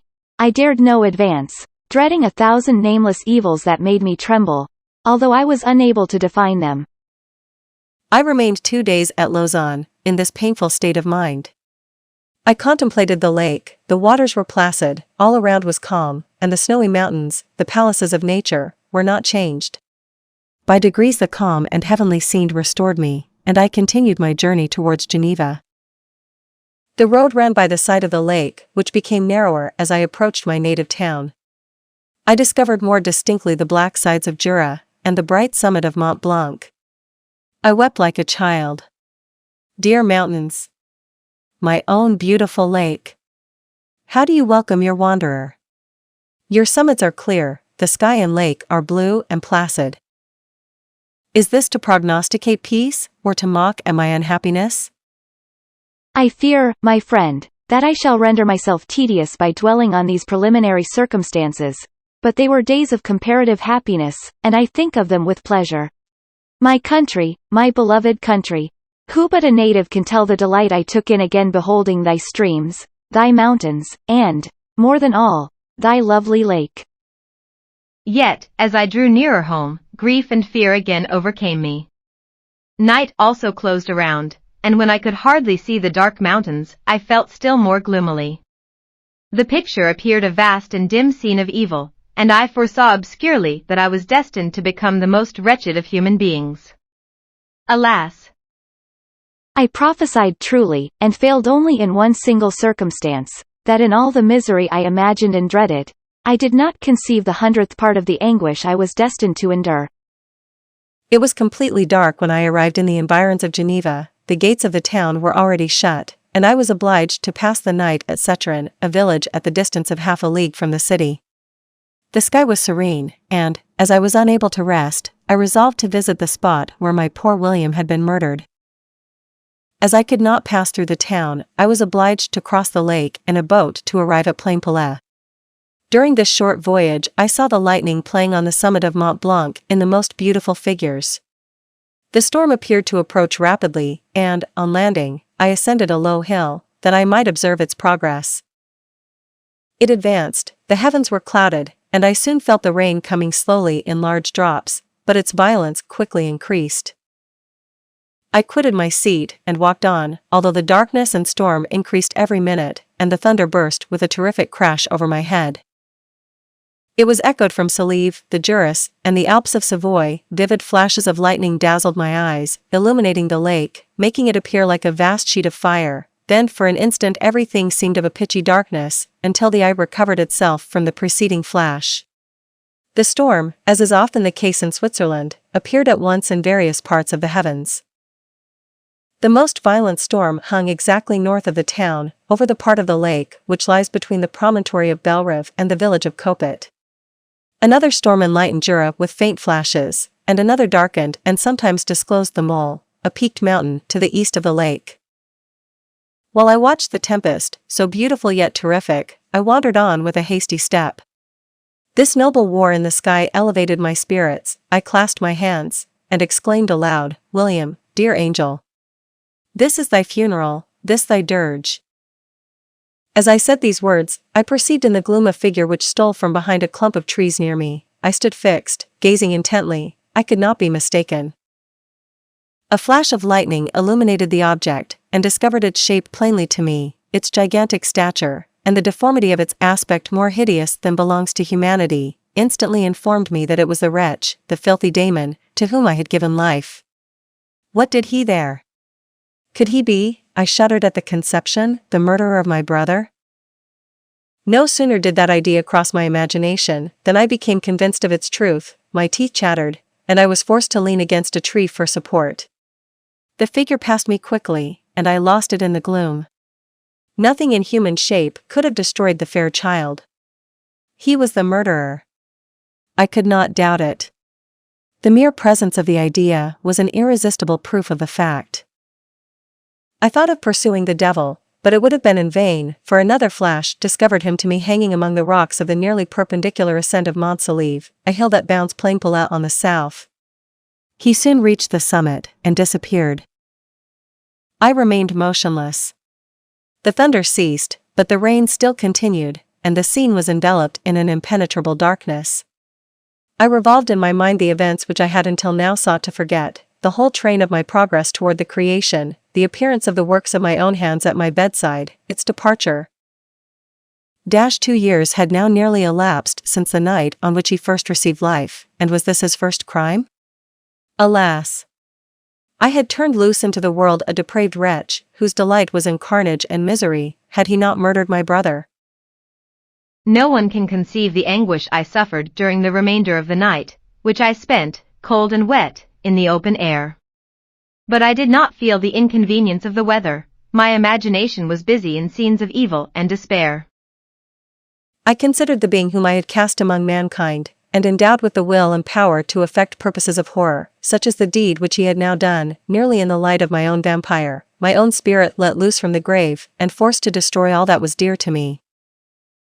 Day dawned, and I directed my steps towards the town. The gates were open, and I hastened to my father's house. My first thought was to discover what I knew of the murderer, and cause instant pursuit to be made. But I paused when I reflected on the story that I had to tell. A being whom I myself had formed, and endued with life, had met me at midnight among the precipices of an inaccessible mountain. I remembered also the nervous fever with which I had been seized just at the time that I dated my creation, and which would give an air of delirium to a tale otherwise so utterly improbable. I well knew that if any other had communicated such a relation to me, I should have looked upon it as the ravings of insanity. Besides, the strange nature of the animal would elude all pursuit, even if I were so far credited as to persuade my relatives to commence it. And then of what use would be pursuit? Who could arrest a creature capable of scaling the overhanging sides of Mont Salve? These reflections determined me, and I resolved to remain silent. It was about 5 in the morning when I entered my father's house. I told the servants not to disturb the family, and went into the library to attend their usual hour of rising. 6 years had elapsed, passed in a dream but for one indelible trace, and I stood in the same place where I had last embraced my father before my departure for Ingolstadt. Beloved and venerable parent! He still remained to me. I gazed on the picture of my mother, which stood over the mantelpiece. It was an historical subject, painted at my father's desire, and represented Caroline Beaufort in an agony of despair, kneeling by the coffin of her dead father. Her garb was rustic, and her cheek pale, but there was an air of dignity and beauty that hardly permitted the sentiment of pity. Below this picture was a miniature of William, and my tears flowed when I looked upon it. While I was thus engaged, Ernest entered. He had heard me arrive, and hastened to welcome me. "Welcome, my dearest Victor," said he. "Ah, I wish you had come 3 months ago, and then you would have found us all joyous and delighted. You come to us now to share a misery which nothing can alleviate, yet your presence will, I hope, revive our father, who seems sinking under his misfortune, and your persuasions will induce poor Elizabeth to cease her vain and tormenting self-accusations. Poor William! He was our darling and our pride." Tears, unrestrained, fell from my brother's eyes, a sense of mortal agony crept over my frame. Before, I had only imagined the wretchedness of my desolated home. The reality came on me as a new, and a not less terrible, disaster. I tried to calm Ernest. I inquired more minutely concerning my father, and here I named my cousin. "She most of all," said Ernest, "requires consolation. She accused herself of having caused the death of my brother, and that made her very wretched. But since the murderer has been discovered—" The murderer discovered. Good God! How can that be? Who could attempt to pursue him? It is impossible. One might as well try to overtake the winds, or confine a mountain stream with a straw. I saw him too. He was free last night. "I do not know what you mean," replied my brother, in accents of wonder, "but to us the discovery we have made completes our misery. No one would believe it at first, and even now Elizabeth will not be convinced, notwithstanding all the evidence. Indeed, who would credit that Justine Moritz, who was so amiable, and fond of all the family, could suddenly become so capable of so frightful, so appalling a crime? Justine Moritz. Poor girl, is she the accused? But it is wrongfully, everyone knows that, no one believes it, surely, Ernest?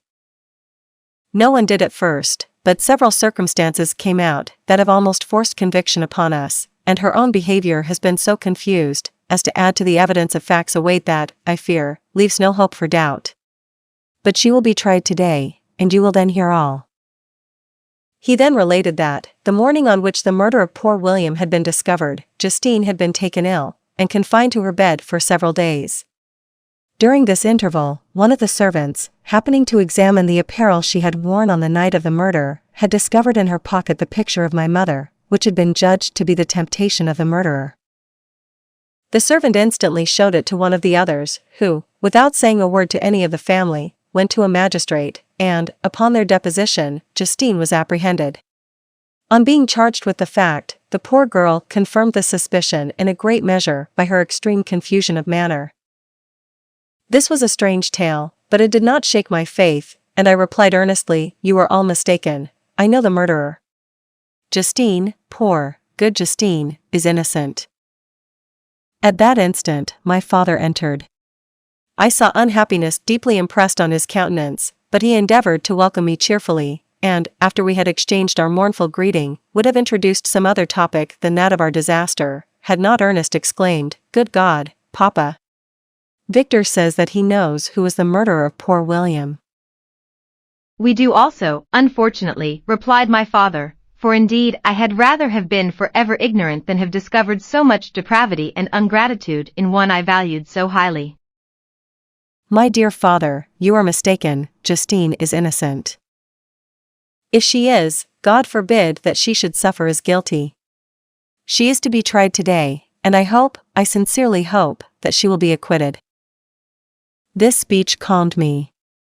I was firmly convinced in my own mind that Justine, and indeed every human being, was guiltless of this murder.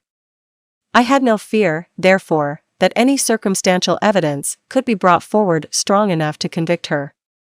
My tale was not one to announce publicly; its astounding horror would be looked upon as madness by the vulgar. Did anyone indeed exist, except I, the Creator, who would believe, unless his senses convinced him, in the existence of the living monument of presumption and rash ignorance which I had let loose upon the world? We were soon joined by Elizabeth. Time had altered her since I last beheld her. It had endowed her with loveliness surpassing the beauty of her childish years. There was the same candor, the same vivacity, but it was allied to an expression more full of sensibility and intellect. She welcomed me with the greatest affection. "Your arrival, my dear cousin," said she, "fills me with hope. You perhaps will find some means to justify my poor guiltless Justine. Alas! Who is safe, if she be convicted of crime? I rely on her innocence as certainly as I do upon my own. Our misfortune is doubly hard to us. We have not only lost that lovely darling boy, but this poor girl, whom I sincerely love, is to be torn away by even a worse fate. If she is condemned, I never shall know joy more." But she will not, I am sure she will not, and then I shall be happy again, even after the sad death of my little William. "She is innocent, my Elizabeth," said I, "and that shall be proved. Fear nothing, but let your spirits be cheered by the assurance of her acquittal." How kind and generous you are! Everyone else believes in her guilt, and that made me wretched, for I knew that it was impossible, and to see everyone else prejudiced in so deadly a manner rendered me hopeless and despairing. She wept. "Dearest niece," said my father, "dry your tears. If she is, as you believe, innocent, rely on the justice of our laws, and the activity with which I shall prevent the slightest shadow of partiality." Chapter 8. We passed a few sad hours until 11 o'clock, when the trial was to commence. My father and the rest of the family being obliged to attend as witnesses, I accompanied them to the court. During the whole of this wretched mockery of justice I suffered living torture. It was to be decided whether the result of my curiosity and lawless devices would cause the death of two of my fellow beings, one a smiling babe full of innocence and joy, the other far more dreadfully murdered, with every aggravation of infamy that could make the murder memorable in horror. Justine also was a girl of merit and possessed qualities which promised to render her life happy. Now all was to be obliterated in an ignominious grave, and I the cause. 1,000 times rather would I have confessed myself guilty of the crime ascribed to Justine, but I was absent when it was committed, and such a declaration would have been considered as the ravings of a madman and would not have exculpated her who suffered through me. The appearance of Justine was calm. She was dressed in mourning, and her countenance, always engaging, was rendered, by the solemnity of her feelings, exquisitely beautiful. Yet she appeared confident in innocence and did not tremble, although gazed on and execrated by thousands, for all the kindness which her beauty might otherwise have excited was obliterated in the minds of the spectators by the imagination of the enormity she was supposed to have committed. She was tranquil, yet her tranquillity was evidently constrained, and as her confusion had before been adduced as a proof of her guilt, she worked up her mind to an appearance of courage. When she entered the court, she threw her eyes round it and quickly discovered where we were seated. A tear seemed to dim her eye when she saw us, but she quickly recovered herself, and a look of sorrowful affection seemed to attest her utter guiltlessness. The trial began, and after the advocate against her had stated the charge, several witnesses were called. Several strange facts combined against her, which might have staggered anyone who had not such proof of her innocence as I had. She had been out the whole of the night on which the murder had been committed, and towards morning had been perceived by a market woman not far from the spot where the body of the murdered child had been afterwards found. The woman asked her what she did there, but she looked very strangely and only returned a confused and unintelligible answer. She returned to the house about 8 o'clock, and when one inquired where she had passed the night, she replied that she had been looking for the child and demanded earnestly if anything had been heard concerning him. When shown the body, she fell into violent hysterics and kept her bed for several days. The picture was then produced which the servant had found in her pocket, and when Elizabeth, in a faltering voice, proved that it was the same which, an hour before the child had been missed, she had placed round his neck. A murmur of horror and indignation filled the court. Justine was called on for her defense. As the trial had proceeded, her countenance had altered. Surprise, horror, and misery were strongly expressed. Sometimes she struggled with her tears, but when she was desired to plead, she collected her powers and spoke in an audible although variable voice. God knows, she said, how entirely I am innocent. But I do not pretend that my protestations should acquit me. I rest my innocence on a plain and simple explanation of the facts which have been adduced against me, and I hope the character I have always borne will incline my judges to a favorable interpretation where any circumstance appears doubtful or suspicious. She then related that, by the permission of Elizabeth, she had passed the evening of the night on which the murder had been committed at the house of an aunt at Chain, a village situated at about a league from Geneva. On her return, at about 9 o'clock, she met a man who asked her if she had seen anything of the child who was lost. She was alarmed by this account and passed several hours in looking for him, when the gates of Geneva were shut, and she was forced to remain several hours of the night in a barn belonging to a cottage, being unwilling to call up the inhabitants, to whom she was well known. Most of the night she spent here watching. Towards morning she believed that she slept for a few minutes, some steps disturbed her, and she awoke. It was dawn, and she quitted her asylum, that she might again endeavor to find my brother. If she had gone near the spot where his body lay, it was without her knowledge. That she had been bewildered when questioned by the market woman was not surprising, since she had passed a sleepless night and the fate of poor William was yet uncertain. Concerning the picture she could give no account.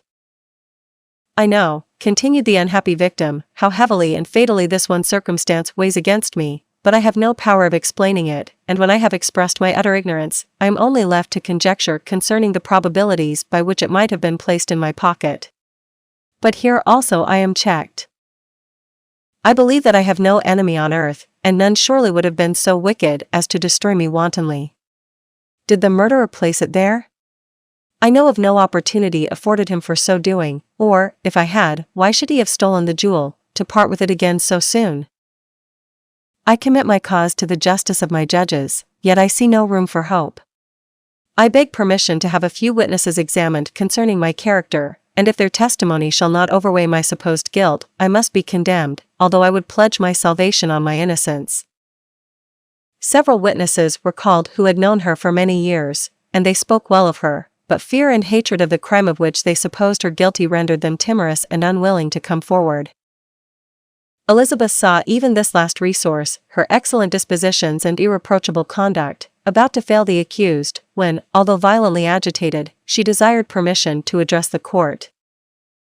I am, said she, the cousin of the unhappy child who was murdered, or rather his sister, for I was educated by and have lived with his parents ever since and even long before his birth.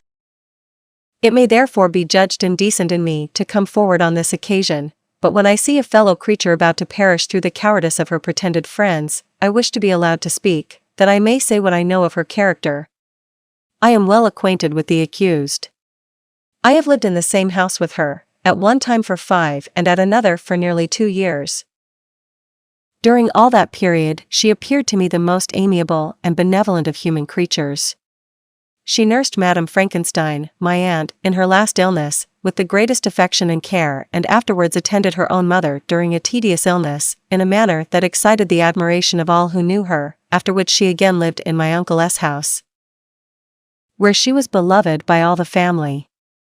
She was warmly attached to the child who is now dead and acted towards him like a most affectionate mother. For my own part, I do not hesitate to say that, notwithstanding all the evidence produced against her, I believe and rely on her perfect innocence. She had no temptation for such an action. As to the bauble on which the chief proof rests, if she had earnestly desired it, I should have willingly given it to her, so much do I esteem and value her.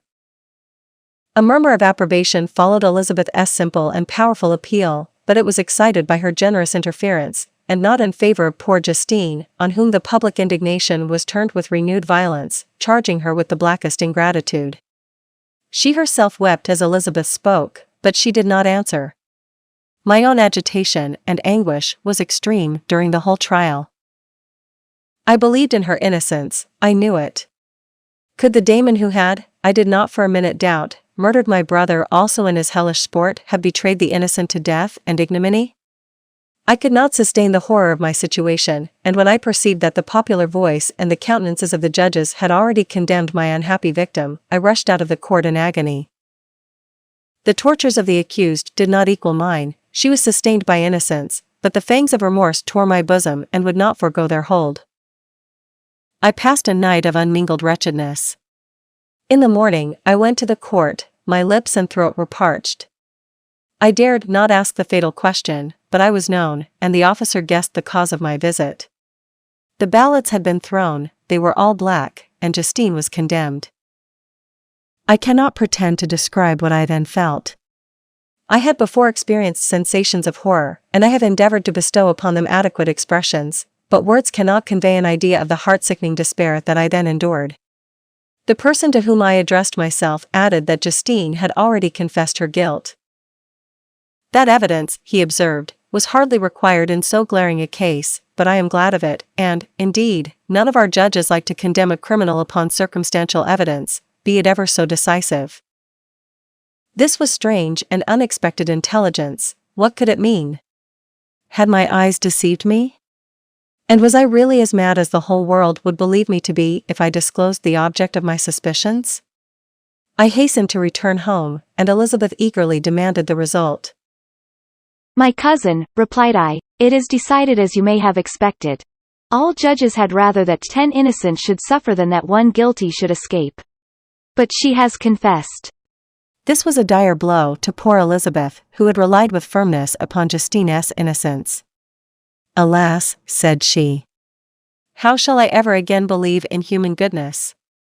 Justine, whom I loved and esteemed as my sister, how could she put on those smiles of innocence only to betray? Her mild eyes seemed incapable of any severity or guile, and yet she has committed a murder. Soon after we heard that the poor victim had expressed a desire to see my cousin. My father wished her not to go, but said that he left it to her own judgment and feelings to decide. Yes, said Elizabeth, I will go, although she is guilty, and you, Victor, shall accompany me. I cannot go alone. The idea of this visit was torture to me, yet I could not refuse. We entered the gloomy prison chamber and beheld Justine sitting on some straw at the farther end, her hands were manacled, and her head rested on her knees. She rose on seeing us enter, and when we were left alone with her, she threw herself at the feet of Elizabeth, weeping bitterly. My cousin wept also. Oh, Justine, said she. Why did you rob me of my last consolation? I relied on your innocence, and although I was then very wretched, I was not so miserable as I am now. And do you also believe that I am so very, very wicked? Do you also join with my enemies to crush me, to condemn me as a murderer? Her voice was suffocated with sobs. Rise, my poor girl, said Elizabeth, why do you kneel, if you are innocent? I am not one of your enemies, I believed you guiltless, notwithstanding every evidence, until I heard that you had yourself declared your guilt. That report, you say, is false, and be assured, dear Justine, that nothing can shake my confidence in you for a moment, but your own confession. I did confess, but I confessed a lie. I confessed that I might obtain absolution, but now that falsehood lies heavier at my heart than all my other sins. The God of heaven forgive me.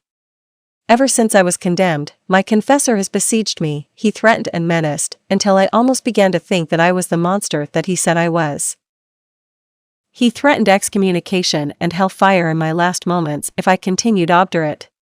Dear lady, I had none to support me, all looked on me as a wretch doomed to ignominy and perdition.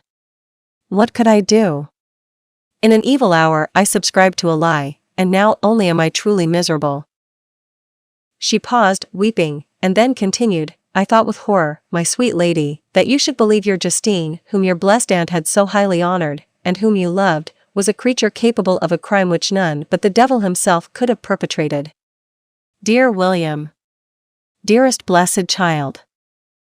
I soon shall see you again in heaven, where we shall all be happy, and that consoles me, going as I am to suffer ignominy and death. Oh, Justine. forgive me for having for one moment distrusted you. Why did you confess? But do not mourn, dear girl. Do not fear. I will proclaim, I will prove your innocence. I will melt the stony hearts of your enemies by my tears and prayers. You shall not die. You, my playfellow, my companion, my sister, perish on the scaffold. No. No. I never could survive so horrible a misfortune. Justine shook her head mournfully. I do not fear to die, she said, that pang is past. God raises my weakness and gives me courage to endure the worst. I leave a sad and bitter world, and if you remember me and think of me as of one unjustly condemned, I am resigned to the fate awaiting me. Learn from me, dear lady, to submit in patience to the will of heaven. During this conversation I had retired to a corner of the prison room, where I could conceal the horrid anguish that possessed me. Despair. Who dared talk of that? The poor victim, who on the morrow was to pass the awful boundary between life and death, felt not, as I did, such deep and bitter agony. I gnashed my teeth and ground them together, uttering a groan that came from my inmost soul. Justine started. When she saw who it was, she approached me and said, Dear sir, you are very kind to visit me. You, I hope, do not believe that I am guilty? I could not answer. No, Justine, said Elizabeth, he is more convinced of your innocence than I was, for even when he heard that you had confessed, he did not credit it. I truly thank him. In these last moments I feel the sincerest gratitude towards those who think of me with kindness. How sweet is the affection of others to such a wretch as I am. It removes more than half my misfortune, and I feel as if I could die in peace now that my innocence is acknowledged by you, dear lady, and your cousin. Thus the poor sufferer tried to comfort others and herself. She indeed gained the resignation she desired. But I, the true murderer, felt the never-dying worm alive in my bosom, which allowed of no hope or consolation. Elizabeth also wept and was unhappy, but hers also was the misery of innocence, which, like a cloud that passes over the fair moon, for a while hides, but cannot tarnish its brightness. Anguish and despair had penetrated into the core of my heart. I bore a hell within me which nothing could extinguish. We stayed several hours with Justine, and it was with great difficulty that Elizabeth could tear herself away. I wish, cried she, that I were to die with you. I cannot live in this world of misery. Justine assumed an air of cheerfulness, while she with difficulty repressed her bitter tears. She embraced Elizabeth and said in a voice of half-suppressed emotion, Farewell, sweet lady, dearest Elizabeth, my beloved and only friend, may heaven, in its bounty, bless and preserve you, may this be the last misfortune that you will ever suffer. Live, and be happy, and make others so. And on the morrow Justine died. Elizabeth's heart-rending eloquence failed to move the judges from their settled conviction in the criminality of the saintly sufferer. My passionate and indignant appeals were lost upon them. And when I received their cold answers and heard the harsh, unfeeling reasoning of these men, my purposed avowal died away on my lips. Thus I might proclaim myself a madman, but not revoke the sentence passed upon my wretched victim. She perished on the scaffold as a murderess. From the tortures of my own heart, I turned to contemplate the deep and voiceless grief of my Elizabeth. This also was my doing. And my father's woe, and the desolation of that late, so smiling home, all was the work of my thrice accursed hands. You weep, unhappy ones, but these are not your last tears. Again shall you raise the funeral wail, and the sound of your lamentations shall again and again be heard. Frankenstein, your son, your kinsman, your early, much-loved friend, he who would spend each vital drop of blood for your sakes, who has no thought nor sense of joy except as it is mirrored also in your dear countenances. Who would fill the air with blessings and spend his life in serving you, he bids you weep, to shed countless tears, happy beyond his hopes, if thus inexorable fate be satisfied, and if the destruction pause before the peace of the grave have succeeded to your sad torments. Thus spoke my prophetic soul, as, torn by remorse, horror, and despair, I beheld those I loved spend vain sorrow upon the graves of William and Justine, the first hapless victims to my unhallowed arts. Chapter 9. Nothing is more painful to the human mind than, after the feelings have been worked up by a quick succession of events, the dead calmness of inaction and certainty which follows and deprives the soul both of hope and fear. Justine died, she rested, and I was alive. The blood flowed freely in my veins, but a weight of despair and remorse pressed on my heart which nothing could remove. Sleep fled from my eyes, I wandered like an evil spirit, for I had committed deeds of mischief beyond description horrible, and more, much more, I persuaded myself, was yet behind. Yet my heart overflowed with kindness and the love of virtue. I had begun life with benevolent intentions and thirsted for the moment when I should put them in practice and make myself useful to my fellow beings. Now all was blasted. Instead of that serenity of conscience which allowed me to look back upon the past with self-satisfaction, and from thence to gather promise of new hopes, I was seized by remorse and the sense of guilt, which hurried me away to a hell of intense tortures such as no language can describe. This state of mind preyed upon my health, which had perhaps never entirely recovered from the first shock it had sustained. I shunned the face of man, all sound of joy or complacency was torture to me, solitude was my only consolation, deep, dark, death-like solitude.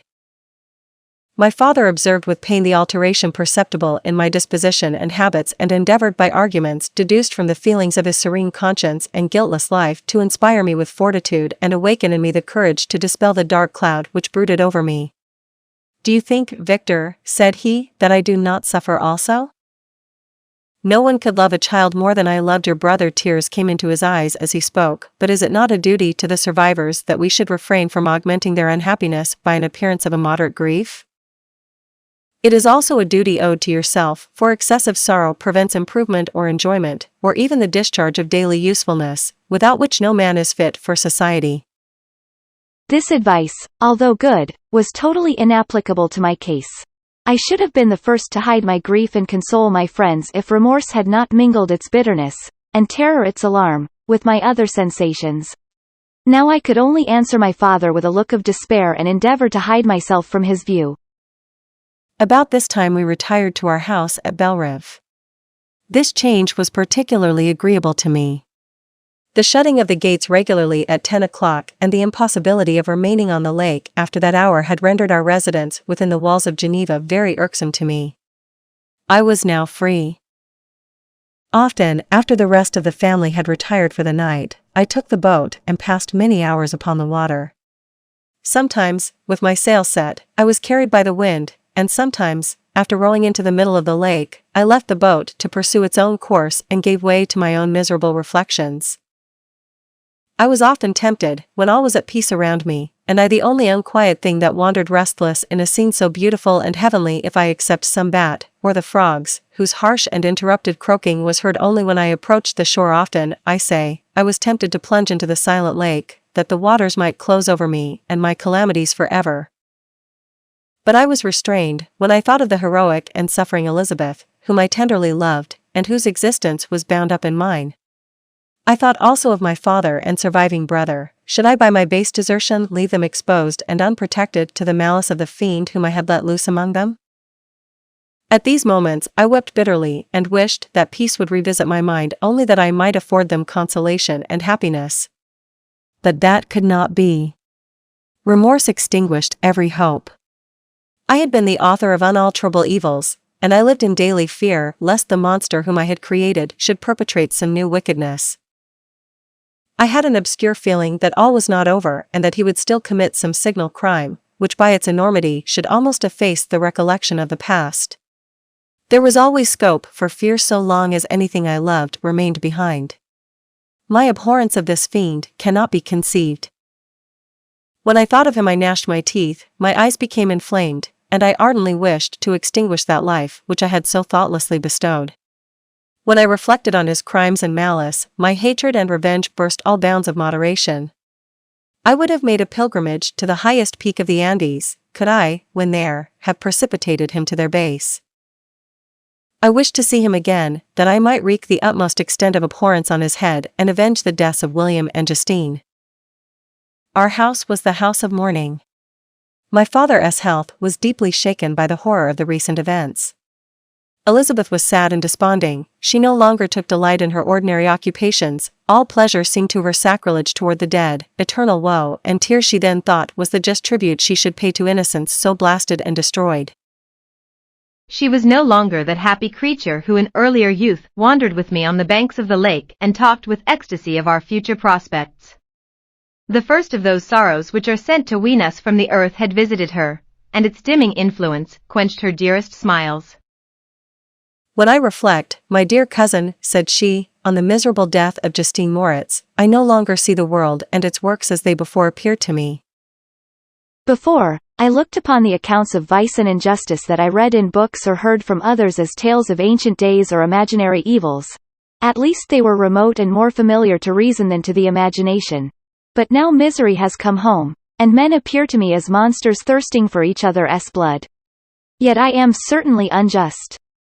Everybody believed that poor girl to be guilty, and if she could have committed the crime for which she suffered, assuredly she would have been the most depraved of human creatures. For the sake of a few jewels, to have murdered the son of her benefactor and friend, a child whom she had nursed from its birth, and appeared to love as if it had been her own. I could not consent to the death of any human being, but certainly I should have thought such a creature unfit to remain in the society of men. But she was innocent.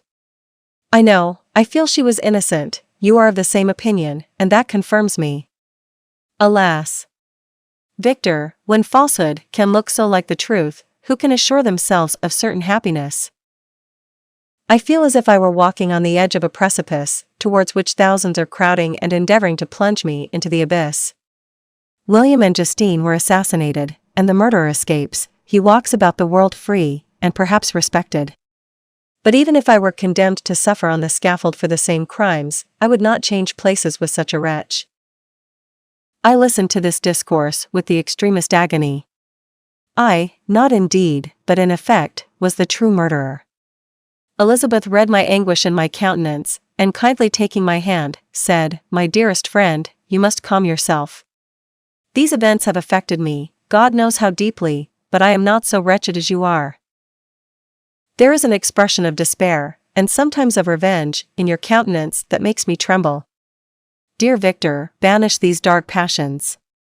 Remember the friends around you, who center all their hopes in you. Have we lost the power of rendering you happy? Ah! While we love, while we are true to each other, here in this land of peace and beauty, your native country, we may reap every tranquil blessing. What can disturb our peace? And could not such words from her whom I fondly prized before every other gift of fortune suffice to chase away the fiend that lurked in my heart?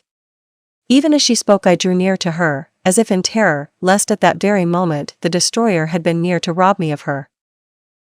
Thus not the tenderness of friendship, nor the beauty of earth, nor of heaven, could redeem my soul from woe. The very accents of love were ineffectual. I was encompassed by a cloud which no beneficial influence could penetrate.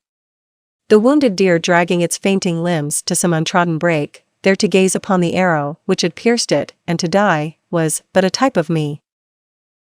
Sometimes I could cope with the sullen despair that overwhelmed me, but sometimes the whirlwind passions of my soul drove me to seek, by bodily exercise and by change of place, some relief from my intolerable sensations. It was during an access of this kind that I suddenly left my home, and bending my steps towards the near alpine valleys, sought in the magnificence, the eternity of such scenes, to forget myself and my ephemeral, because human, sorrows. My wanderings were directed towards the valley of Chamonix. I had visited it frequently during my boyhood. 6 years had passed since then. I was a wreck, but naught had changed in those savage and enduring scenes. I performed the first part of my journey on horseback. I afterwards hired a mule, as the more sure-footed and least liable to receive injury on these rugged roads. The weather was fine. It was about the middle of the month of August, nearly 2 months after the death of Justine, that miserable epoch from which I dated all my woe. The weight upon my spirit was sensibly lightened as I plunged yet deeper in the ravine of Arve.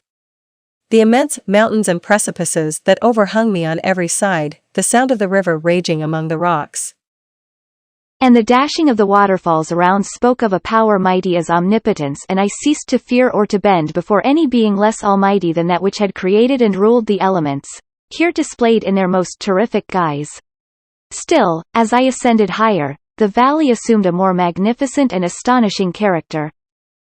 Ruined castles hanging on the precipices of piny mountains, the impetuous Arve, and cottages every here and there peeping forth from among the trees formed a scene of singular beauty. But it was augmented and rendered sublime by the mighty Alps, whose white and shining pyramids and domes towered above all, as belonging to another earth, the habitations of another race of beings. I passed the bridge of Pellissier, where the ravine, which the river forms, opened before me, and I began to ascend the mountain that overhangs it.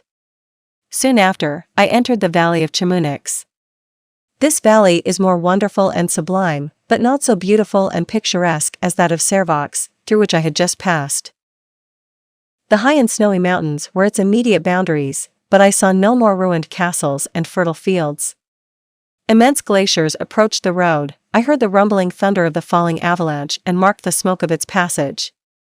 Mont Blanc, the supreme and magnificent Mont Blanc, raised itself from the surrounding aiguilles, and its tremendous dome overlooked the valley. A tingling long-lost sense of pleasure often came across me during this journey. Some turn in the road, some new object suddenly perceived and recognized, reminded me of days gone by, and were associated with the light-hearted gaiety of boyhood. The very winds whispered in soothing accents, and maternal nature bade me weep no more. Then again, the kindly influence ceased to act. I found myself fettered again to grief and indulging in all the misery of reflection. Then I spurred on my animal, striving so to forget the world, my fears, and more than all, myself, or, in a more desperate fashion, I alighted and threw myself on the grass, weighed down by horror and despair. At length I arrived at the village of Chamonix. Exhaustion succeeded to the extreme fatigue, both of body and of mind, which I had endured. For a short space of time I remained at the window watching the pallid lightnings that played above Mont Blanc and listening to the rushing of the Arve, which pursued its noisy way beneath. The same lulling sounds acted as a lullaby to my too keen sensations. When I placed my head upon my pillow, sleep crept over me. I felt it as it came and blessed the giver of oblivion. Chapter 10. I spent the following day roaming through the valley. I stood beside the sources of the Arverne, which take their rise in a glacier that with slow paces advancing down from the summit of the hills to barricade the valley.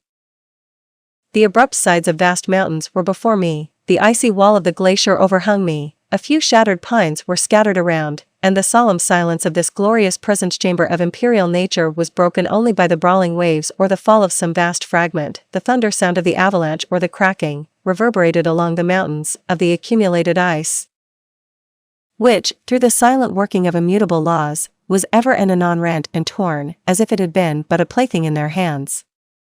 These sublime and magnificent scenes afforded me the greatest consolation that I was capable of receiving. They elevated me from all littleness of feeling, and although they did not remove my grief, they subdued and tranquilized it. In some degree, also, they diverted my mind from the thoughts over which it had brooded for the last month. I retired to rest at night, my slumbers, as it were, waited on and ministered to by the assemblance of grand shapes which I had contemplated during the day. They congregated round me, the unstained snowy mountaintop, the glittering pinnacle, the pine woods, and ragged bare ravine, the eagle, soaring amidst the clouds. They all gathered round me, and bade me be at peace. Where had they fled when the next morning I awoke? All of soul inspiriting fled with sleep, and dark melancholy clouded every thought. The rain was pouring in torrents, and thick mists hid the summits of the mountains, so that I even saw not the faces of those mighty friends. Still, I would penetrate their misty veil, and seek them in their cloudy retreats. What were rain and storm to me? My mule was brought to the door, and I resolved to ascend to the summit of Montanvert. I remembered the effect that the view of the tremendous and ever-moving glacier had produced upon my mind when I first saw it. It had then filled me with a sublime ecstasy that gave wings to the soul and allowed it to soar from the obscure world to light and joy. The sight of the awful and majestic in nature had indeed always the effect of solemnizing my mind and causing me to forget the passing cares of life. I determined to go without a guide, for I was well acquainted with the path, and the presence of another would destroy the solitary grandeur of the scene. The ascent is precipitous, but the path is cut into continual and short windings, which enable you to surmount the perpendicularity of the mountain. It is a scene terrifically desolate.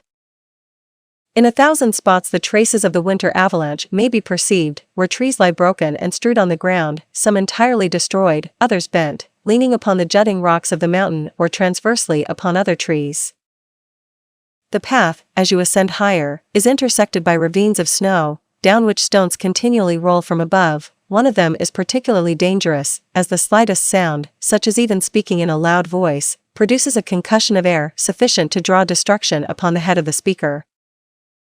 The pines are not tall or luxuriant, but they are somber and add an air of severity to the scene. I looked on the valley beneath. Vast mists were rising from the rivers which ran through it and curling in thick wreaths around the opposite mountains, whose summits were hid in the uniform clouds. While rain poured from the dark sky and added to the melancholy impression I received from the objects around me. Alas! Why does man boast of sensibilities superior to those apparent in the brute? It only renders them more necessary beings. If our impulses were confined to hunger, thirst, and desire, we might be nearly free. But now we are moved by every wind that blows and a chance word or scene that word may convey to us. We rest, a dream has power to poison sleep. We rise, one wandering thought pollutes the day. We feel, conceive, or reason, laugh or weep. Embrace fond woe, or cast our cares away. It is the same, for, be it joy or sorrow, the path of its departure still is free. Man's yesterday may an e'er be like his morrow. Not may endure, but mutability. It was nearly noon when I arrived at the top of the ascent. For some time I sat upon the rock that overlooks the sea of ice. A mist covered both that and the surrounding mountains. Presently a breeze dissipated the cloud, and I descended upon the glacier. The surface is very uneven, rising like the waves of a troubled sea, descending low, and interspersed by rifts that sink deep. The field of ice is almost a league in width, but I spent nearly 2 hours in crossing it. The opposite mountain is a bare perpendicular rock. From the side where I now stood Montanvert was exactly opposite, at the distance of a league, and above it rose Mont Blanc, in awful majesty. I remained in a recess of the rock, gazing on this wonderful and stupendous scene. The sea, or rather the vast river of ice, wound among its dependent mountains, whose aerial summits hung over its recesses. Their icy and glittering peaks shone in the sunlight over the clouds. My heart, which was before sorrowful, now swelled with something like joy. I exclaimed, wandering spirits, if indeed you wander, and do not rest in your narrow beds, allow me this faint happiness, or take me, as your companion, away from the joys of life. As I said this I suddenly beheld the figure of a man, at some distance, advancing towards me with superhuman speed. He bounded over the crevices in the ice, among which I had walked with caution. His stature, also, as he approached, seemed to exceed that of man. I was troubled, a mist came over my eyes, and I felt a faintness seize me, but I was quickly restored by the cold gale of the mountains. I perceived, as the shape came nearer, sight tremendous and abhorred, that it was the wretch whom I had created. I trembled with rage and horror, resolving to wait his approach and then close with him in mortal combat. He approached, his countenance bespoke bitter anguish, combined with disdain and malignity, while its unearthly ugliness rendered it almost too horrible for human eyes. But I scarcely observed this. Rage and hatred had at first deprived me of utterance, and I recovered only to overwhelm him with words expressive of furious detestation and contempt. "Devil," I exclaimed, "do you dare approach me?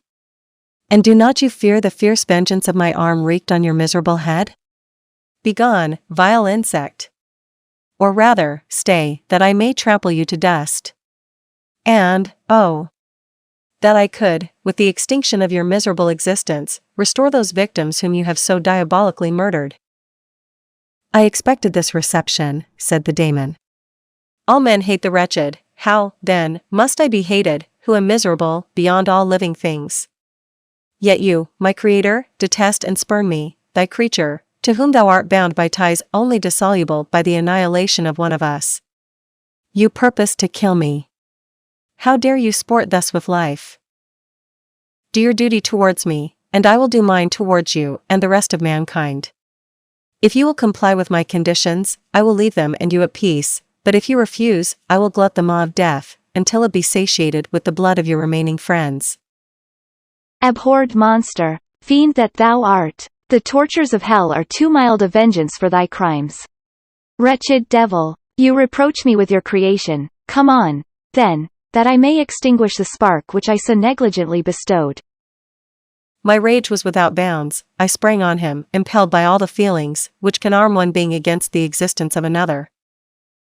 He easily eluded me and said, "Be calm. I entreat you to hear me before you give vent to your hatred on my devoted head. Have I not suffered enough, that you seek to increase my misery? Life, although it may only be an accumulation of anguish, is dear to me, and I will defend it. Remember, thou hast made me more powerful than thyself, my height is superior to thine, my joints more supple.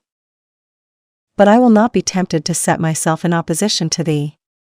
I am thy creature, and I will be even mild and docile to my natural lord and king if thou wilt also perform thy part, the which thou owest me. Oh, Frankenstein, be not equitable to every other and trample upon me alone, to whom thy justice, and even thy clemency and affection, is most due. Remember that I am thy creature, I ought to be thy Adam, but I am rather the fallen angel, whom thou drivest from joy for no misdeed. Everywhere I see bliss, from which I alone am irrevocably excluded.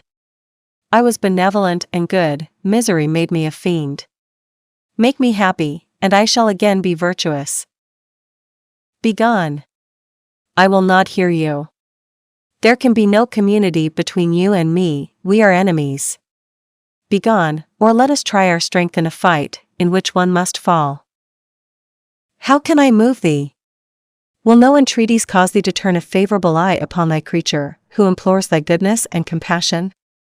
Believe me, Frankenstein, I was benevolent, my soul glowed with love and humanity, but am I not alone, miserably alone? You, my creator, abhor me. What hope can I gather from your fellow creatures, who owe me nothing? They spurn and hate me. The desert mountains and dreary glaciers are my refuge. I have wandered here many days, the caves of ice, which I only do not fear, are a dwelling to me, and the only one which man does not grudge. These bleak skies I hail, for they are kinder to me than your fellow beings. If the multitude of mankind knew of my existence, they would do as you do, and arm themselves for my destruction. Shall I not then hate them who abhor me? I will keep no terms with my enemies. I am miserable, and they shall share my wretchedness. Yet it is in your power to recompense me, and deliver them from an evil which it only remains for you to make so great, that not only you and your family, but thousands of others, shall be swallowed up in the whirlwinds of its rage. Let your compassion be moved, and do not disdain me. Listen to my tale. When you have heard that, abandon or commiserate me, as you shall judge that I deserve. But hear me. The guilty are allowed, by human laws, bloody as they are, to speak in their own defense before they are condemned. Listen to me, Frankenstein. You accuse me of murder, and yet you would, with a satisfied conscience, destroy your own creature. Oh, praise the eternal justice of man. Yet I ask you not to spare me, listen to me, and then, if you can, and if you will, destroy the work of your hands. Why do you call to my remembrance, I rejoined, circumstances of which I shudder to reflect, that I have been the miserable origin and author? Cursed be the day, abhorred devil, in which you first saw light. Cursed, although I curse myself, be the hands that formed you. You have made me wretched beyond expression. You have left me no power to consider whether I am just to you or not. Begone. Relieve me from the sight of your detested form. Thus I relieve thee, my creator, he said, and placed his hated hands before my eyes, which I flung from me with violence. Thus I take from thee a sight which you abhor.